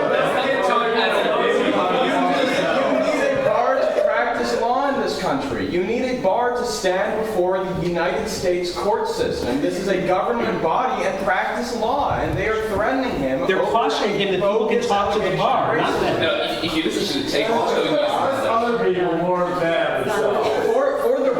For the record, mafia members rarely explicitly say, I'm going to burn down your store if you don't pay me protection money. They usually say, it'd be a shame if something happened to you.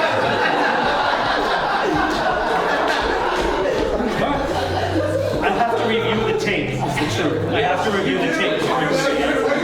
But from what I understand, people took it as an implicit threat. It was not explicit. And what they said, they took it as an implicit threat, but what they said is, we're cautioning you that people can talk to the Bar Association. What people? What people? People that took offense at the letter. No, the Yale administrators. It's also true with the bar. It's also true. Some people would question.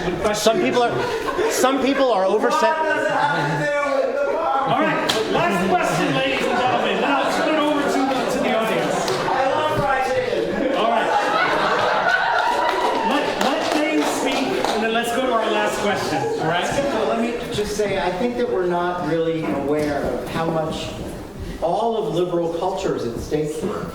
I mean, this is so beyond, the letters or it's an understanding of what liberal culture means. To be liberal isn't ideological. It's not about left and right. It's to be open. That is what it means to be, this is what made Obama such a great candidate because he was a classic liberal. He was, open. He was, he wasn't overly passionate. He was deliberate. He's a guy who's able to say, I'm prepared to think of two things at the same time without freaking out, right? And that's really what we've lost, which is really the point that Jamie's made and I've made when I keep harkening back to the Founding Fathers. Public debate, not shouting each other down, not going to grandma, cutting off lunch, or going to the dean's office and stopping them from getting the bar exam. This is just outrageous. It's outrageous that in a university that this is being used as a remedy on the principle of free speech. That in order to protect the people who would be upset by the fried chicken line, to protect them, we must destroy you. Right? We can't debate the point. We don't even want to sit and talk to you about why you erred in your invitation. We don't want to even go. We're going straight to destroy. That's the silencing. That is the very opposite of what a liberal culture does. And it's really so undignified that this is happening in a university and at Yale, of all places, at Yale. Right? That it's not immediate to say, that's not how we roll. We're about the life of the mind. We're able to hear these things without going psychotic. We're able to hear these things without trying to ruin each other.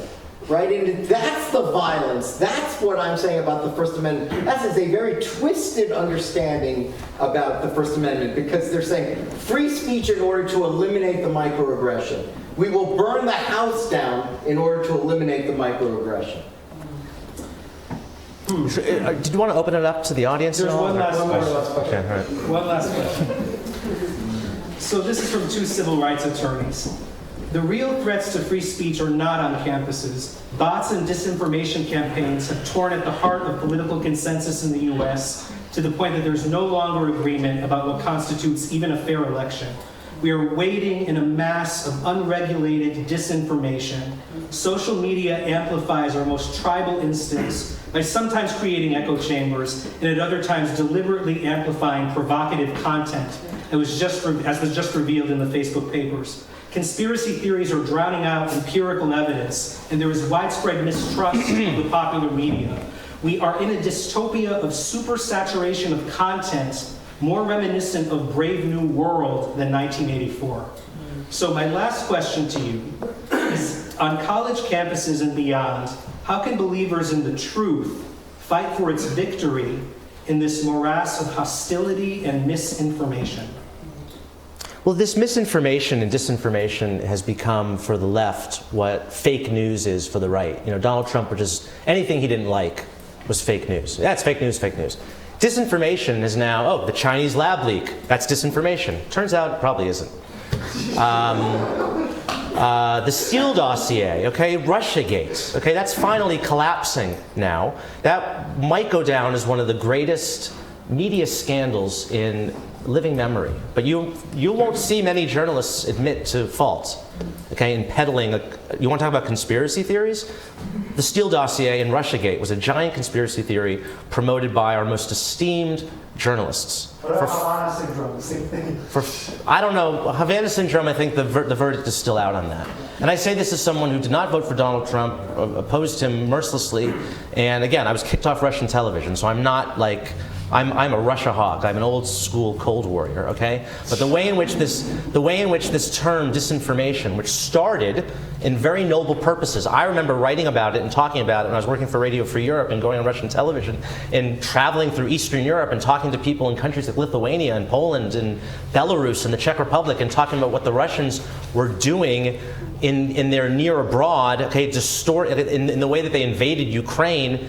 And the tactics that they used to lie and deceive. That was disinformation. This whole discourse and this whole narrative and this term has now been politicized in an American political sense now, where it's used by the left in the same way that the right calls anything that they don't like often, most of the time, it's true. Okay, the stuff about Donald Trump, oh, that's fake news, fake news, fake news.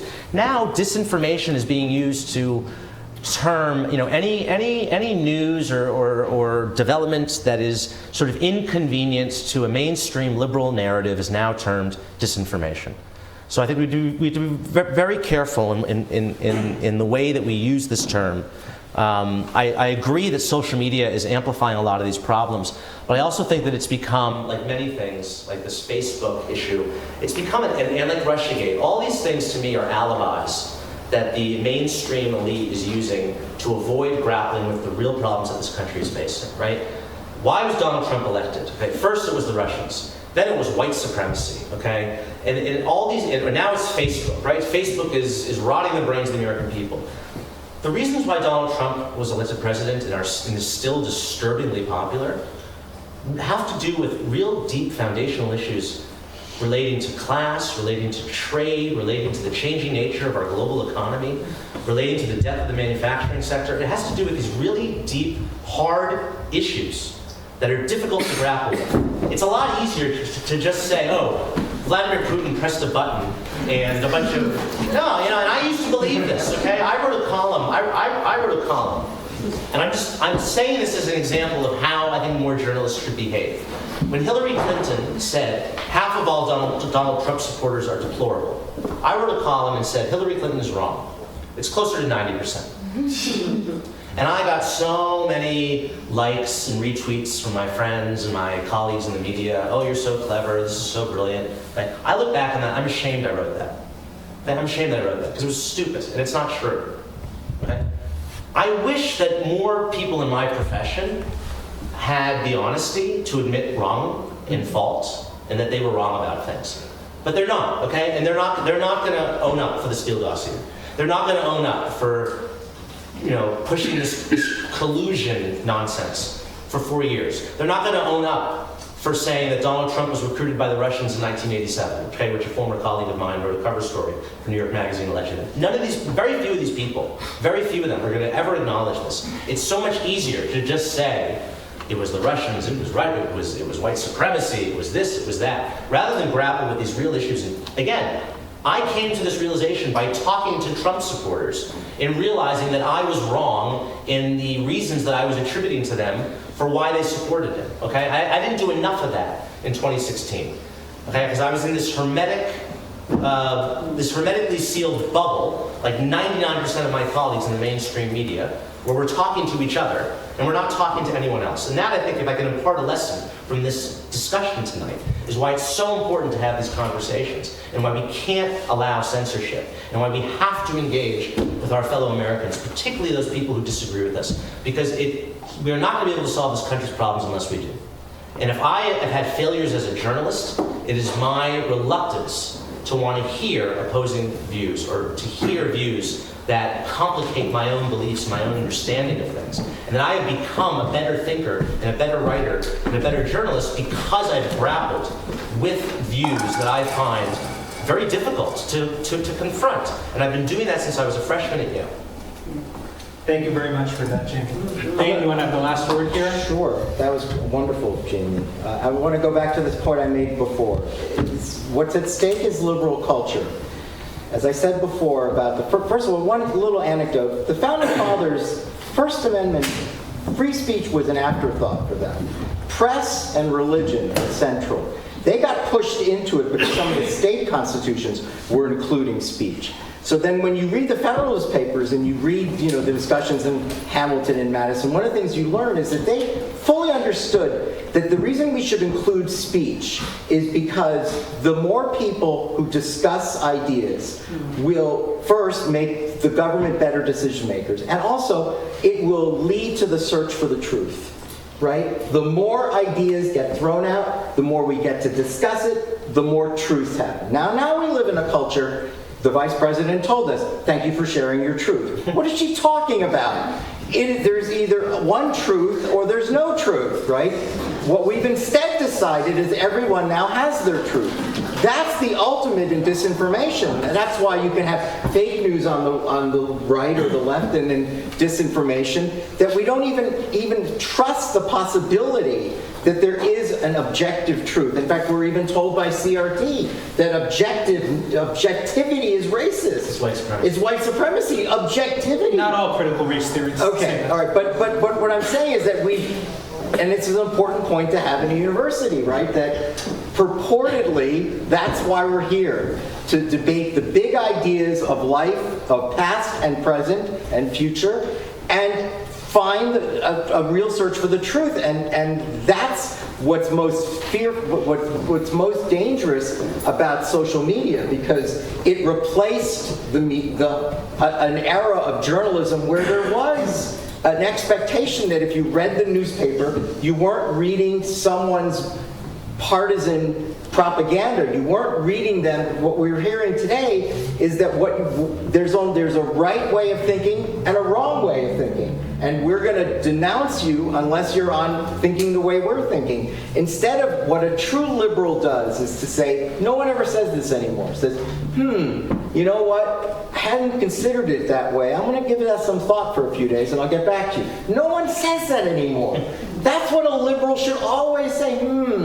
Should start with and then to say, I hadn't really considered that. And that's what I said about Obama, that he had the look of a liberal. He was a law professor. So. And he was a law professor. You know what? I can handle that, man.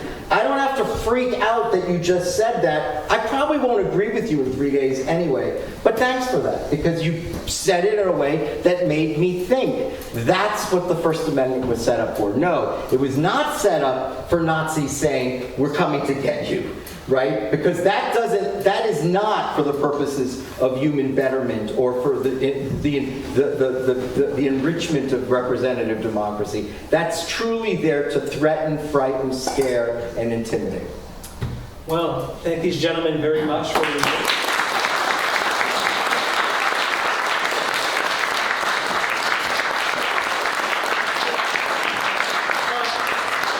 Rabbi Shmuley, did you want to say some words? Yes. I will. So first of all, I'd like to say thank you to the members of Shabtai for once again pulling up a great night. Good thank you to my new friend Thane, who was introduced to me actually by Jamie.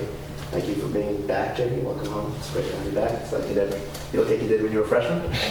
I think that's a compliment. Mention special guests Jim and Alana Panett, the Jewish chaplain and chaplainess.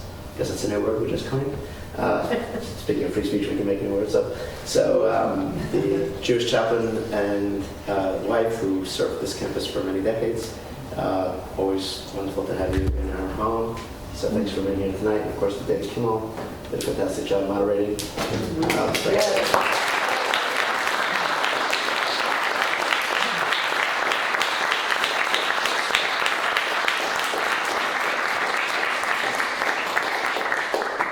So I will just take 2-3 minutes to share one thought about tonight's fantastic discussion. After listening to this discussion, the thing that comes to my mind is that perhaps it is time to consider not only what we say, but what we think. And perhaps if we can change the way we think, the discourse will change. And I say that because I think in a culture that is canceling what other people have to say, what ultimately happens is we go back to the places where we can say the things we want to say. And we don't have an honest discourse in the public arena or in the spaces outside of our own personal domains. But the underlying problem doesn't really go away, because we still think one way and perhaps speak another way. And that doesn't solve the real core issues that we're dealing with. And so I think society at large has to think much deeper about those aspects and elements of our biases and our discriminatory, perhaps, convictions that we were either born with, brought up with, exposed to, think about. and the extent to which we're changing those things. Otherwise, there's going to be two conversations in this country. One is going to be in an open room, the other is going to be in our homes and in our bedrooms. And to some extent, not everything you think, you say, and not everything you say at home do you say in the public space. But we must start thinking deeper about the way we think and the way we feel about others. And perhaps that will change. And that's a much bigger project. But it's a project that has to start. And it starts actually by talking to one another, as Jamie mentioned, and as Thane spoke about tonight. So if we're thinking one thing and we want to perhaps perfect it or consider another perspective, we should think deeper and then we should engage in a dialogue. So on that note, I just want to open up a page of Talmud, which is 2,000 pages of 5th century, essentially collection of dissenting opinions. It's one big conversation among the Jewish rabbis. And argument after argument after argument for thousands of pages is essentially what the Talmud is. And stories, notorious stories about our ancestors. The good, the bad, just about everything. The humor, the food, the community, commerce, marriage, agrarian law, holidays, festivals, just about everything in Judaism. Debated, dialectic, argumentative, discussion, and it goes on and on and on. The two houses, the two academies that dominated to some extent the discussion of the Talmudic era and the Mishnaic era were Hillel and Shammai. And I just want to read 3 lines. So this is Tractate Eruvin. We're on page 13b. We should never forget this. And if this is perhaps the lesson tonight that we can take from the debate and the discussion and go home with, then we'll actually not only change the way we speak, but we'll change the way we think. So the Talmud says, Amar Rav Abba, Amar Shmuel. Rabbi Abba said in the name of Shmuel, Shalei Shanu Nechleku Beishamai Ubeis. For 3 years, the house of Shammai and the house of Hillel argued. Halalu Aimrim Halacha Kumaisenu. One house said, the law is like us. V'halalu Aimrim, and the other academy said, Halacha Kumaisenu. The law is like us. Yatsa Baska, a heavenly voice came out. Va'amra, and said, Elu ve'elu, divrei Elokim Chayim. Both the house of Shammai and the house of Hillel are divrei Elokim Chayim, are the words of the everlasting God.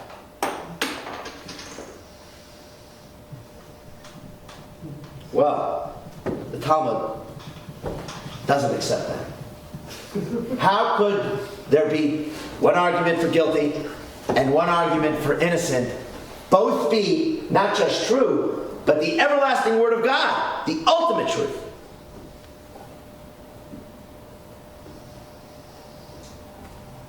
The Talmud continues, they are both the everlasting word of God. The halacha k'beis Hillel, yet the law follows the house of Hillel. Asks the Talmud, v'chimeyachar she'elu ve'elu divrei Elokim Chayim mipnei ma zachu beis Hillel l'kvei halacha k'maisa. And so the Talmud says, if indeed both the words of Hillel and the words of Shammai are the words and the opinion of the everlasting God, why do we follow the words of Hillel? And the Talmud answers, 3 reasons.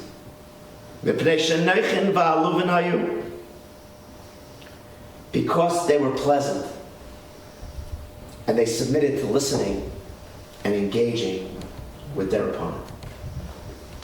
That was the first reason, the Talmud says, that the law follows the house of Hillel. Almost unconditionally, there are a few exceptions in the Talmud. Because they were pleasant, and aluvin, they submitted to listening to their opponent. V'shaymin divreihem v'divrei Beis Shammai.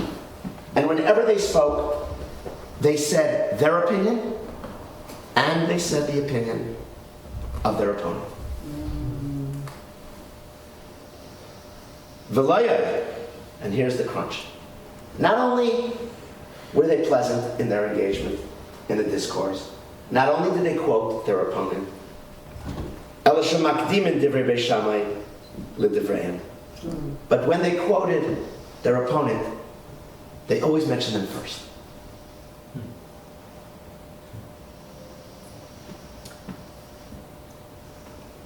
2,000 pages of Talmud.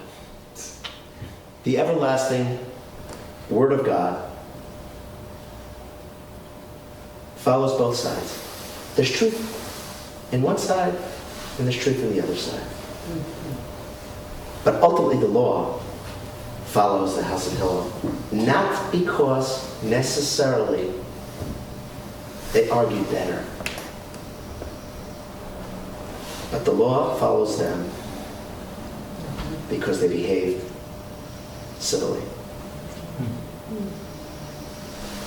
And to the extent that we continue this fascinating discussion tonight civilly, accepting our opponent and putting our opponent first, is the extent to which we have a better society.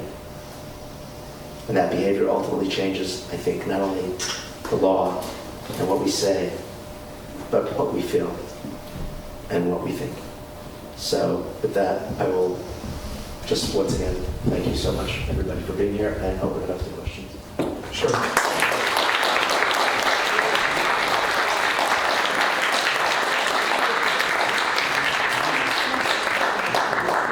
Are there any questions? Yes, Gary. Yes, thank you so much for this talk. I will ask a very specific question. I think none of us here is going to pretend. Can you just identify what school you're at? I'm a PhD student in Italian Renaissance literature, and I'm originally Chinese. So, a lot of this stuff is triggering because a lot of this stuff is hard to hear and is hard to discuss. And for me, the greatest culture shock growing up in China and coming here, and I'm not asking this as a trick question. I honestly hope other people can help me if there's certain parts of American culture that I'm missing. Right? The greatest culture shock for me, for a lot of Chinese people, and for a lot of Chinese people, first-generation immigrants, is we sincerely do not understand why we cannot satirize positions of weakness. And I'll give you one example. In Chinese literature, I don't know if there are other ethnically Chinese people here, the most distinguished genre in modern Chinese literature in Chinese is called Wangxing Pipan, literally a critique of the Chinese national character. When I was 13, my dad gave me a book by Bo Yang called like The Ugly Chinese. There's one paragraph, and he pointed it to me. He said, look at this paragraph, and it said, 1 Chinaman is a hero, 2 Chinese people are idiots, 3 Chinese people are pigs. Like, if I translate this to an American, they will think it's written by the KKK. But this is written by one of the greatest, most revered canonical authors in modern Chinese literature. One generation before him, another great Chinese author said, our nation is so corrupt that we can even exist right now as God's miracle. A nation so decrepit, so corrupt like us, deserves to be wiped out by the white man because they do everything better than us. So I kind of growing up in that ambience coming here, the greatest culture shock for me is I really do not understand why a lot of people who are admittedly in positions of weakness do not see it as I do, which is by satirizing, honestly, skeletons in our own closet, especially in our positions of weakness, right? By satirizing certain elements of that could be a motivational, transformative force that could turn into a kind of elevated form of dignity. Whereas, in fact, Americans don't see it that way, right? Like Candace Owens, right, in the black community. Like people think that she is anathema. But for me, as a Chinese person, I can identify with her in a very strange way because it reminds me of all these great canonical Chinese authors who satirize our own positions of weakness. So this is like an honest question. I've been struggling with this for more than half a decade. This is my 7th year in the US, and I still do not understand. And I do think this is a huge chunk of where this cancel culture controversy is coming from. Well, you come from a homogenous society. Not, obviously, there are ethnic minorities, but it's a Han-dominated Chinese society. We are one of the most diverse countries on earth, with a particular past. On the other hand, I mean, one of the ways we've managed that diversity is through humor and through joking about each other to one another. And the funniest comics in America are blacks, Jews, and gays. I think almost all the funniest people are one of those three groups. And women.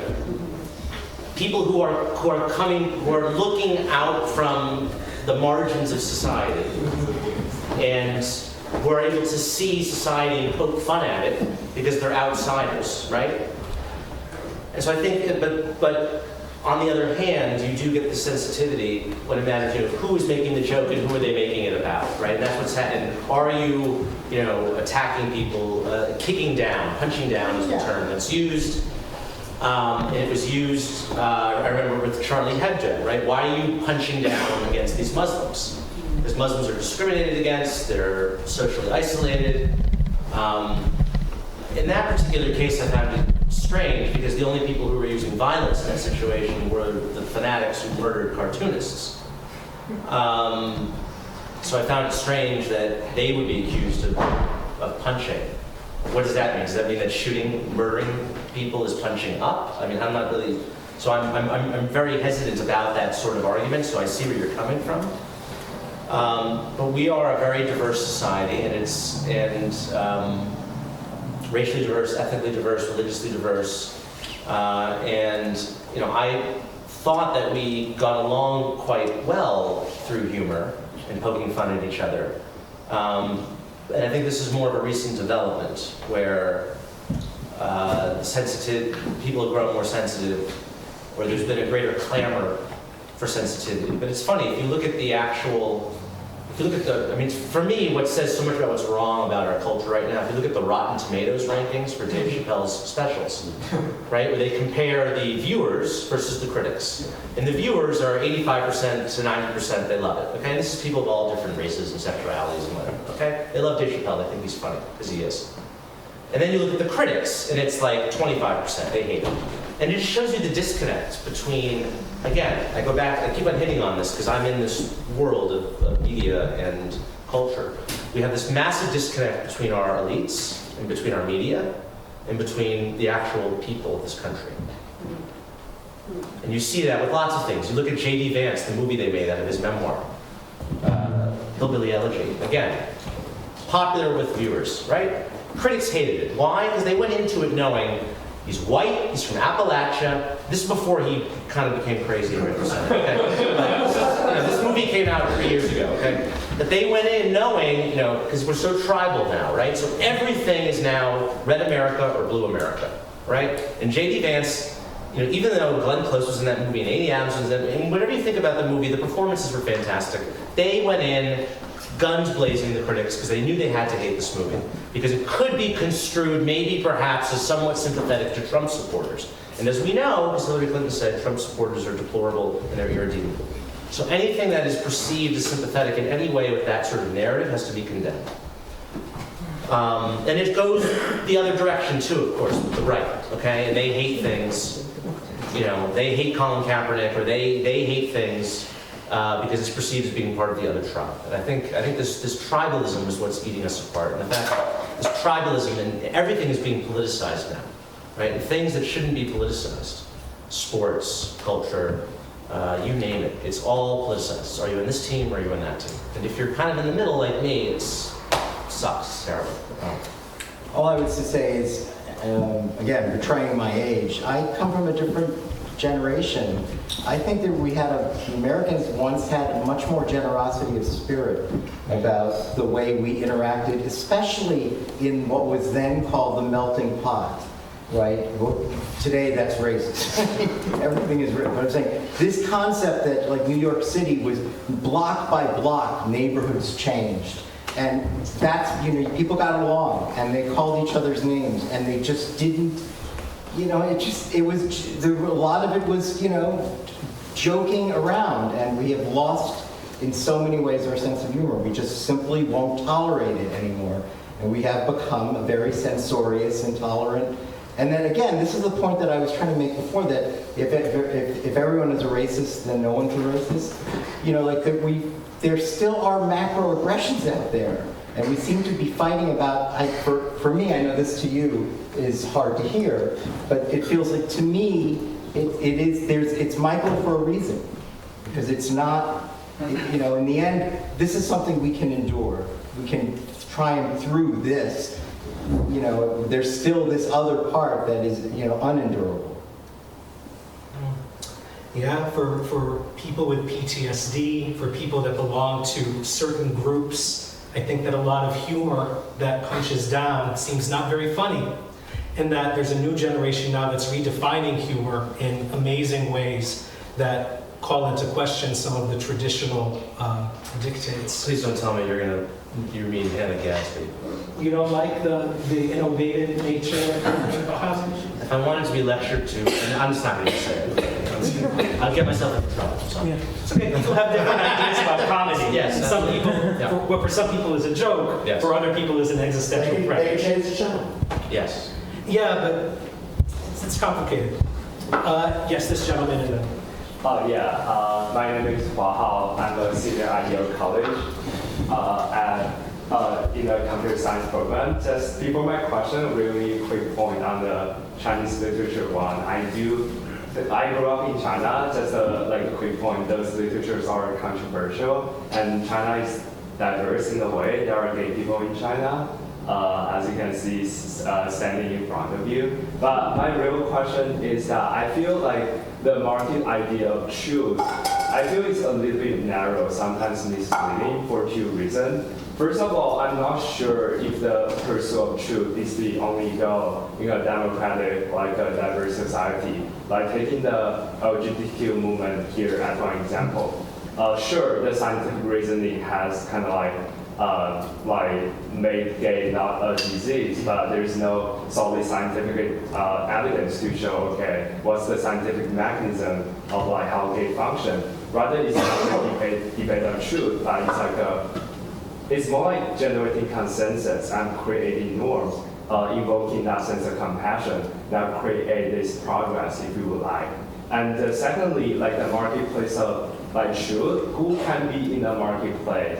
And the gay people who are from working class of color, who didn't go to Yale, cannot be here today, or they don't want to be here today. I guess those 2 points towards the final question, if we really believe in the market idea of truth, how do we make it more constructive one, especially as people who are historically privileged to be here? How do you engage in a more constructive discussion on campus or in this nation? Or do we want to be constructive? Why don't we just break out into two nations, just talk to each other if we like to?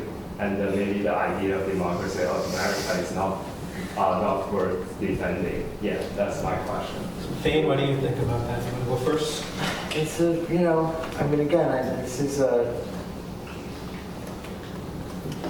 this was a country of immigrants, right?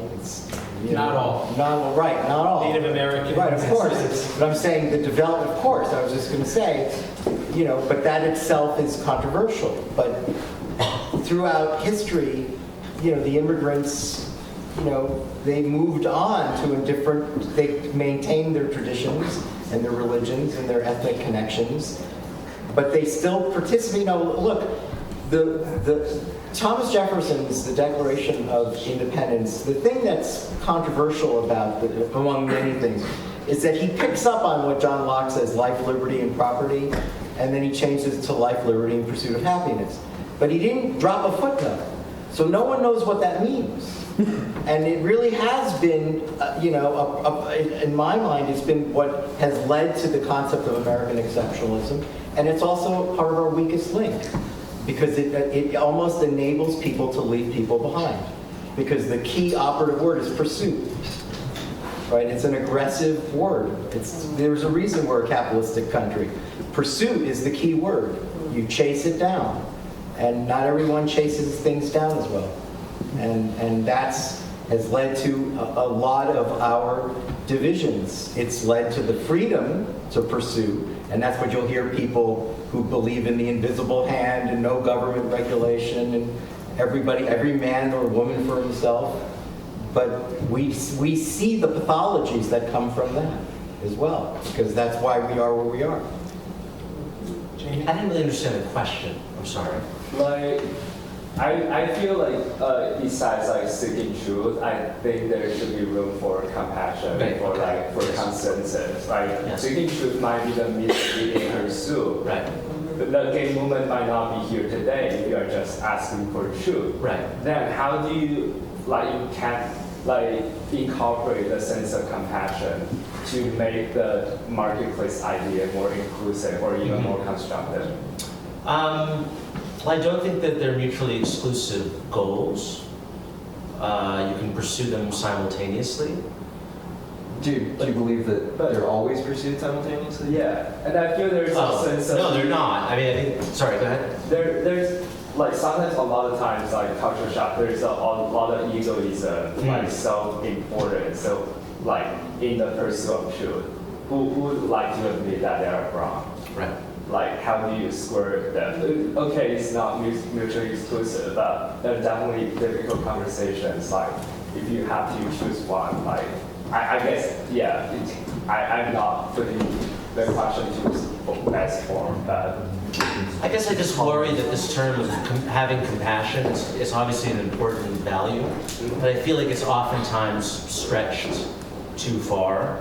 And so if like trigger warnings we talked about earlier, or the notion of safe spaces. I mean, that's what they were shouting at Nicholas Christakis. I mean, they were very aggressive about it. They weren't being very compassionate towards him.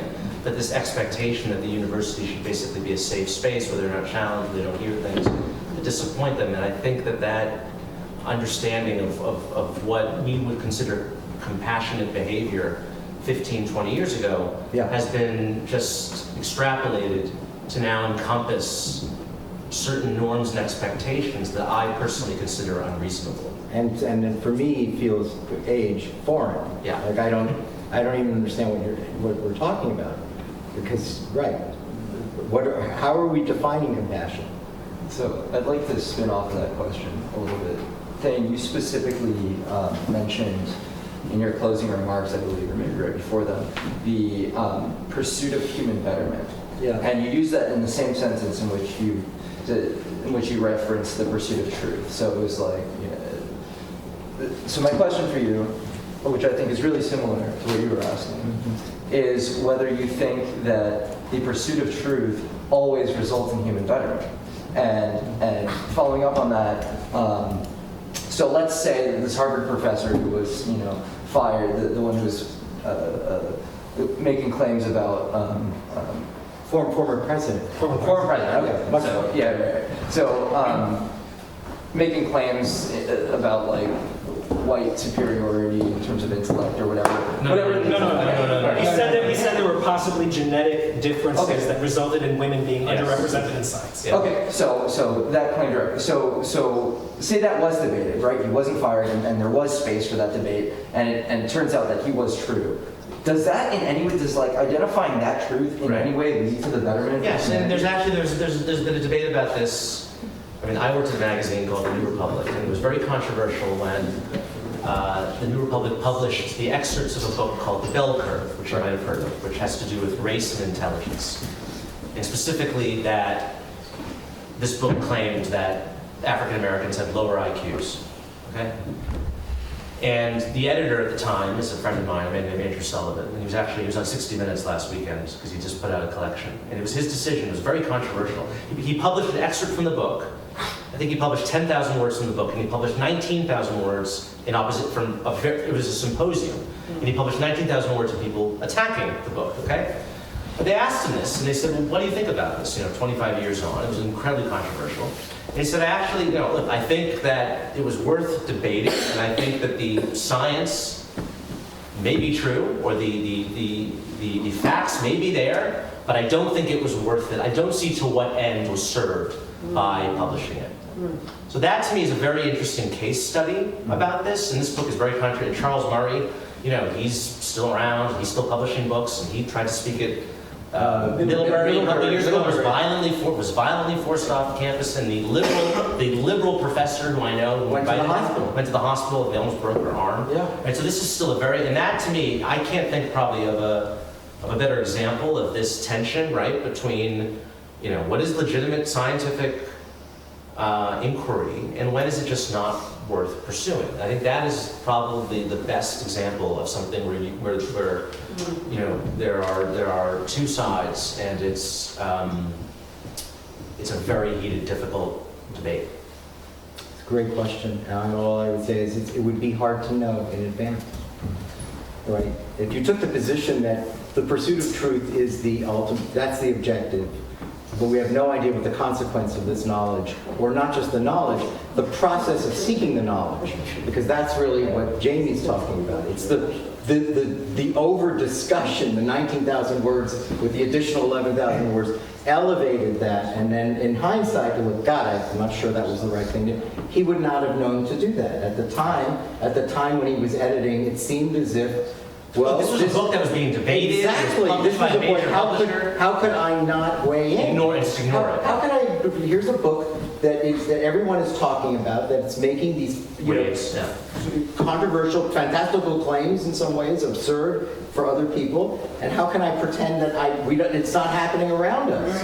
And so he weighed it, and now we can look back. The problem is, that's the risk that we all take when we pursue the truth.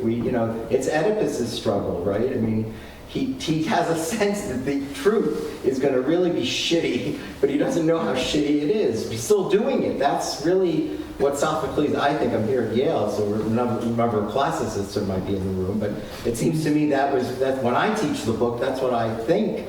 I think that the answer is that you pursue the truth regardless of the consequence. And then you look back later and say, Jesus, I married my mother. I actually have a second. Sure, but there's one person that was waiting before, and then I'll come back. Hi, I'm a second year at Yale College. I just want to focus in a second on the power dynamic that I think has kept coming up in this concept of free speech. I think historically and in extremes, power has always played a role, whether it's the church trying to silence Harvey, who arguably made one of the most important scientific developments of all time.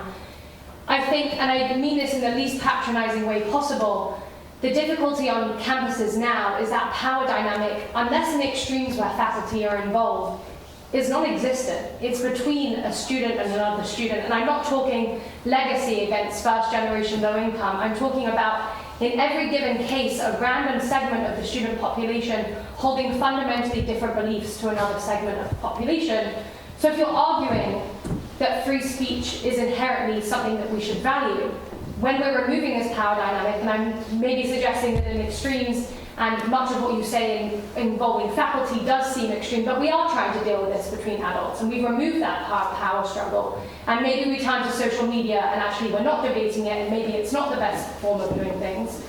But when that power element's removed, how do you encourage debate? Because that's what you're saying should happen, without suppressing a dominant narrative or encouraging a dominant narrative.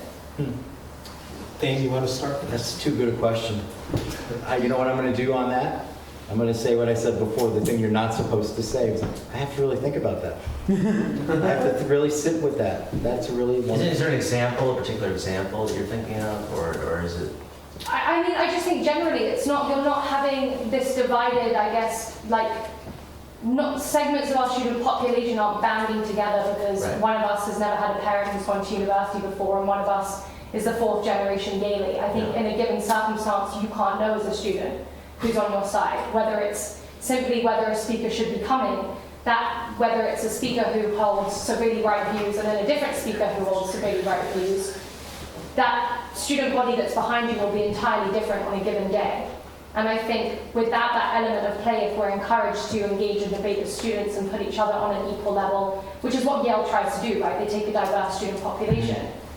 How can you encourage debate between one another and put us all on the same playing field, whilst also telling us that we can't have a dominant narrative, but we also need a dominant narrative because people can't all just be happy, evidently, because we're all students and we're at each other's throats quite a lot of the time. Yeah, I'm gonna have to agree with Thane. I don't have an answer to that. I'm sorry. That was a great question. Really? Really interesting question. I think we have maybe just a few more speakers. So 1, 2, 3. Okay, so go ahead. So this question is directed to you, Jamie. At the very beginning of the evening, you mentioned something about some notes that the trans rights movement should take from the gay rights movement. And you said, and I'm paraphrasing you here, but you basically said that like during the gay rights movement, gays and lesbians had to convince society that they deserve equal rights. Yeah. And I think now the paradigm in human rights movements, the various ones, trans rights movement included, is that, well, what a ridiculous proposition. Like, why should we as humans belong to marginalized groups or not? Why does the burden fall on us to convince you that we deserve equal rights? Like, we're Because what they're asking for is radically different from what gay people are asking for. Gay people were asking for the right not to be discriminated against, the right to serve in the military, the right to get married. Largely, those are the things they're asking.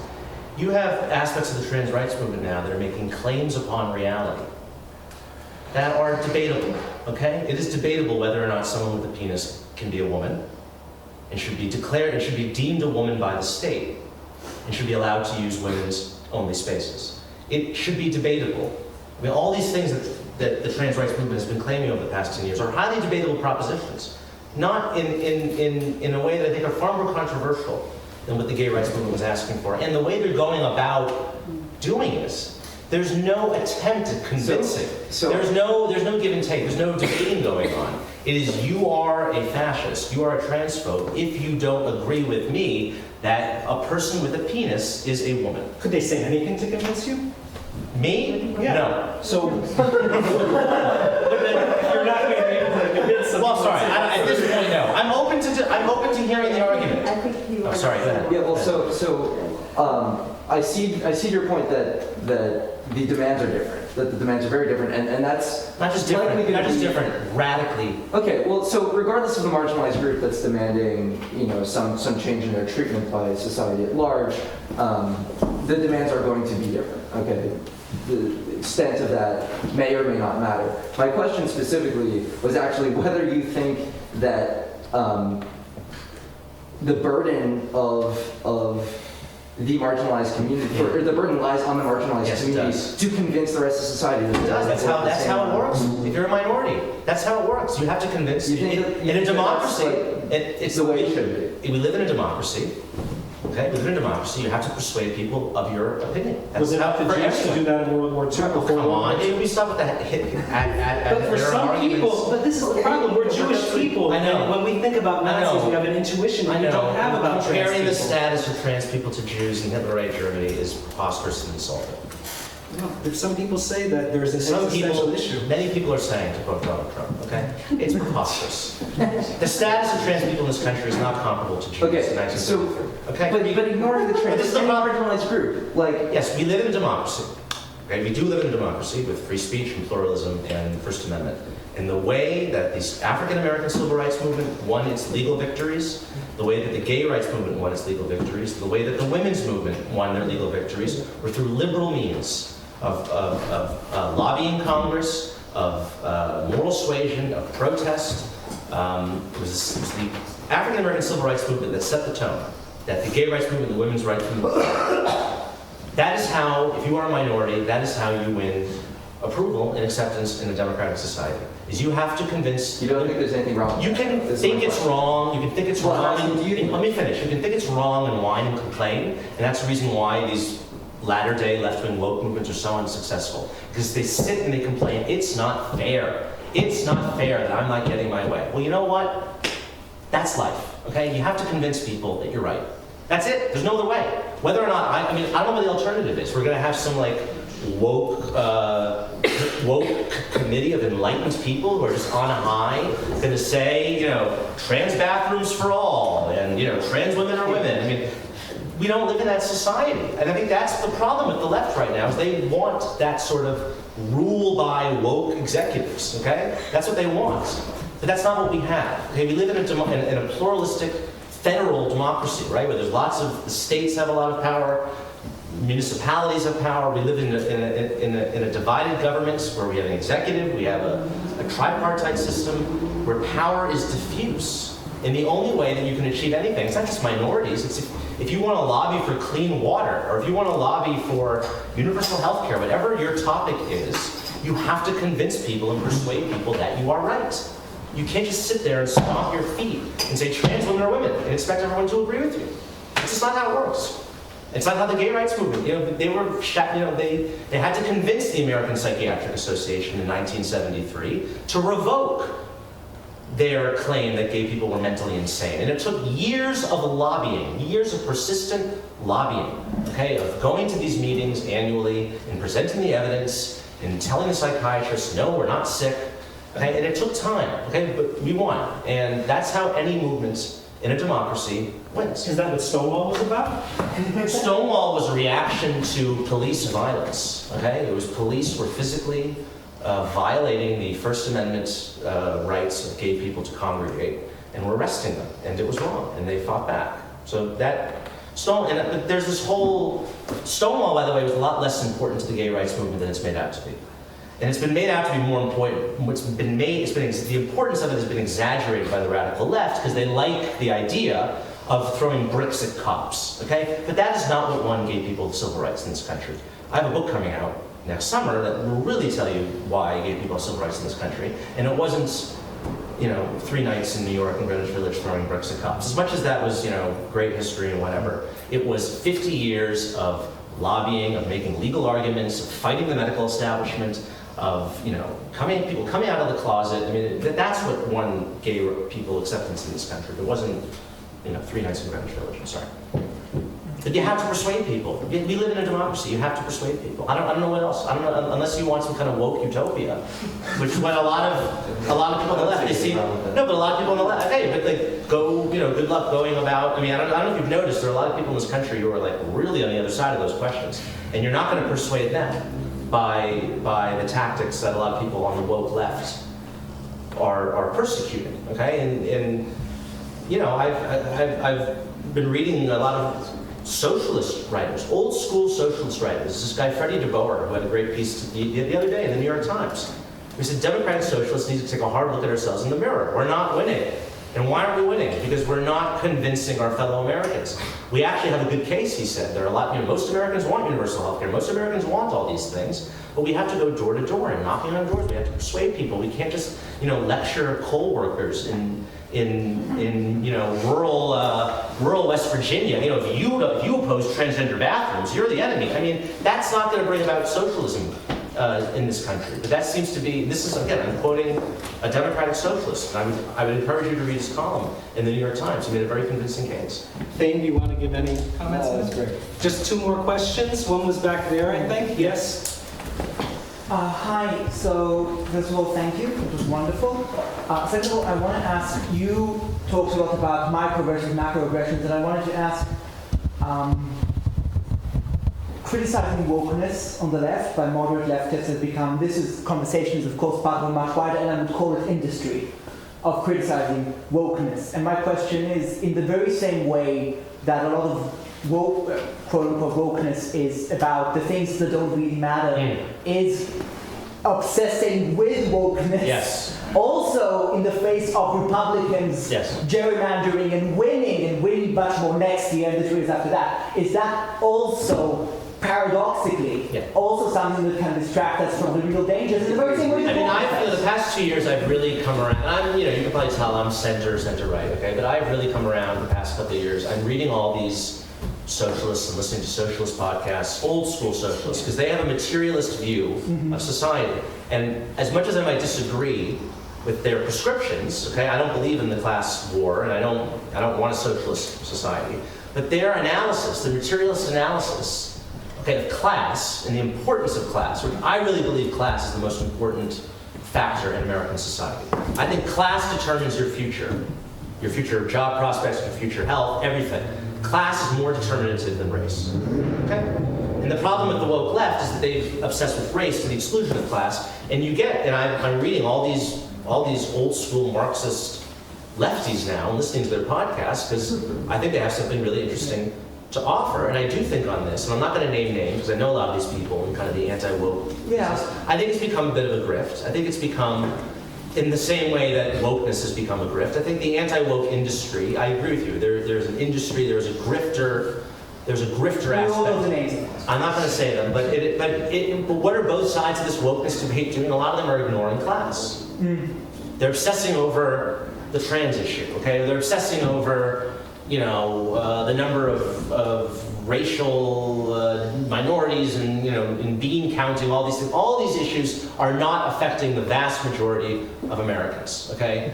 The bread and butter issues of what determines your future, your health, your ability to form a family, your ability to have a career, to pay your rent, all these things are class issues.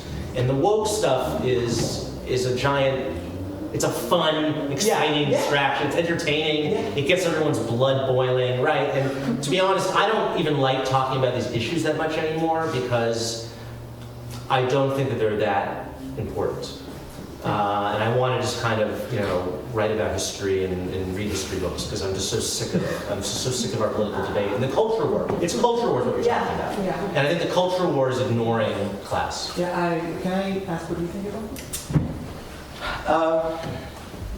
I don't think it's obsessing over a little nothing. It goes back to the point I said before. I'm an old school liberal, and I'm concerned about the perpetuation of liberal culture in the United States. And everything that I hear and read and see about the woke world is an enemy of liberalism, of openness. And I think that to me is at the core. And it fits so nicely with the coda that the rabbi gave us from the Talmud. That it is a browbeating, one street, one direction way, of obsession with a sort of moral purity, and not really moral clarity, moral purity. And so there's a difference. And so that's my concern. That's why I've been writing about a lot. I can't believe the things that I'm seeing and hearing. And it's, again, foreign to me because it feels, in the end, illiberal and anti-democratic. And that's just not where I come from. Thank you. Did you want to have a response to that? I do. So, first of all, thank you both so much for coming to speak today. It's been very interesting. Thank you for listening to us. Yes, and for so long. You really deserve a lot of credit for that. Yeah, well, and thank you very much for being an incredible moderator. I just kind of wanted to circle back on the idea of compassion. I was a little bit dissatisfied by the answers that I got, and especially with some of the follow-up questions in which you could almost kind of replace the word woke in so many ways with the word compassion. The tone that you say woke in. A transgender woman who has a penis wants to be called a woman, that is too woke. That's woke.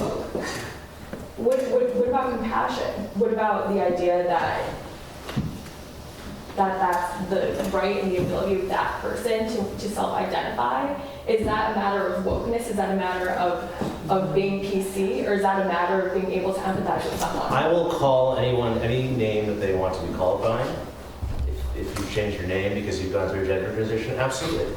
What I have problems with are when factual claims are being made. And when you are saying something like a trans woman is a woman, I will grant a trans woman is a trans woman. I will say that. But that's considered hate speech to many people to say trans woman is a trans woman. It is. It is. J.K. Rowling has been canceled for less.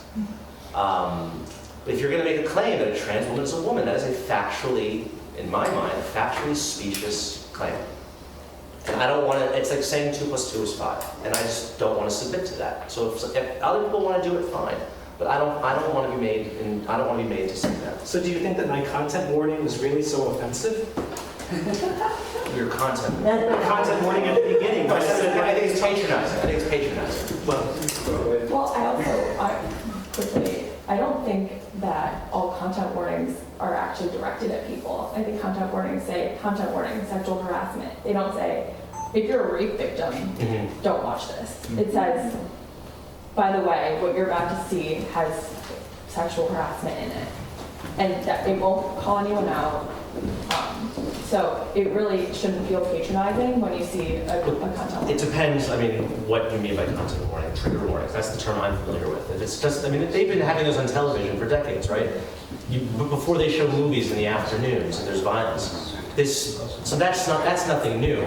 My understanding of the trigger warning is that it was taking it to another level. It was broadening the categories of things that were being warned about. That's my understanding of the term trigger warning is. But again, each book probably has a different type of trigger warning. It's different. Yeah. Thank you for those comments. Do we have one more question? Please. Yeah. I'm a Sean. I'm a PhD student. I study political theory, and my question's been floating around this substratum a little bit, and that I thought I'd perhaps bring it out. And I preface this by saying that when I was in college, I was raised on reading a wonderful set of essays by Alan Bloom called Giants and Dwarfs, which was nothing like his more polemical work, in which the truth often got, the good sentence oftentimes got in the way of the truth.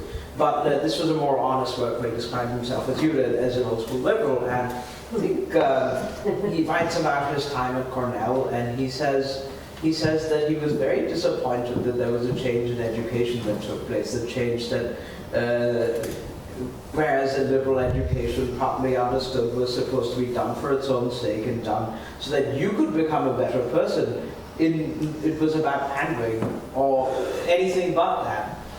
Since you mentioned that universities are not a safe, it's supposed to prepare you for the real world, and that the real world is not sheltered, ergo the university should not be sheltered, or perhaps by saying that universities exist to teach or to do research. I want to ask, what do you think is the goal of an undergraduate education? Not a graduate education, but just an undergraduate education. Great last question. What is the goal of an undergraduate education? Let's hear from both sides. I think it's so we should add another 5 hours to the event. It is to prepare you to exist and to contribute to a liberal society, a pluralistic liberal society. That is the goal of an undergraduate education, in my opinion. That's what it should be. And colleges that profess to call themselves liberal arts colleges should remember what liberal means, right? That's what it means. It really is about the life of the mind and opening the mind expansion. I also agree that what Jamie said has that pragmatic feel, which is something I think the Founding Fathers wanted to make you better citizens, right? Give you the education and the experience to go off into the world prepared to be a better, more productive, and perhaps more compassionate citizen, because in a true liberal culture, especially a liberal culture where people are reading novels and watching plays, that should be part of the part of the enrichment process. The question is, you hear the word censorship all the time now, and that is, again, another example of the enemy of a liberal culture, censorship. And I'll give a quick answer as well. Traditionally, the reason for an education at Harvard and at Yale was to enshrine the power of the old aristocracy that were almost completely white men. And what we're seeing now is that the academy is broadening.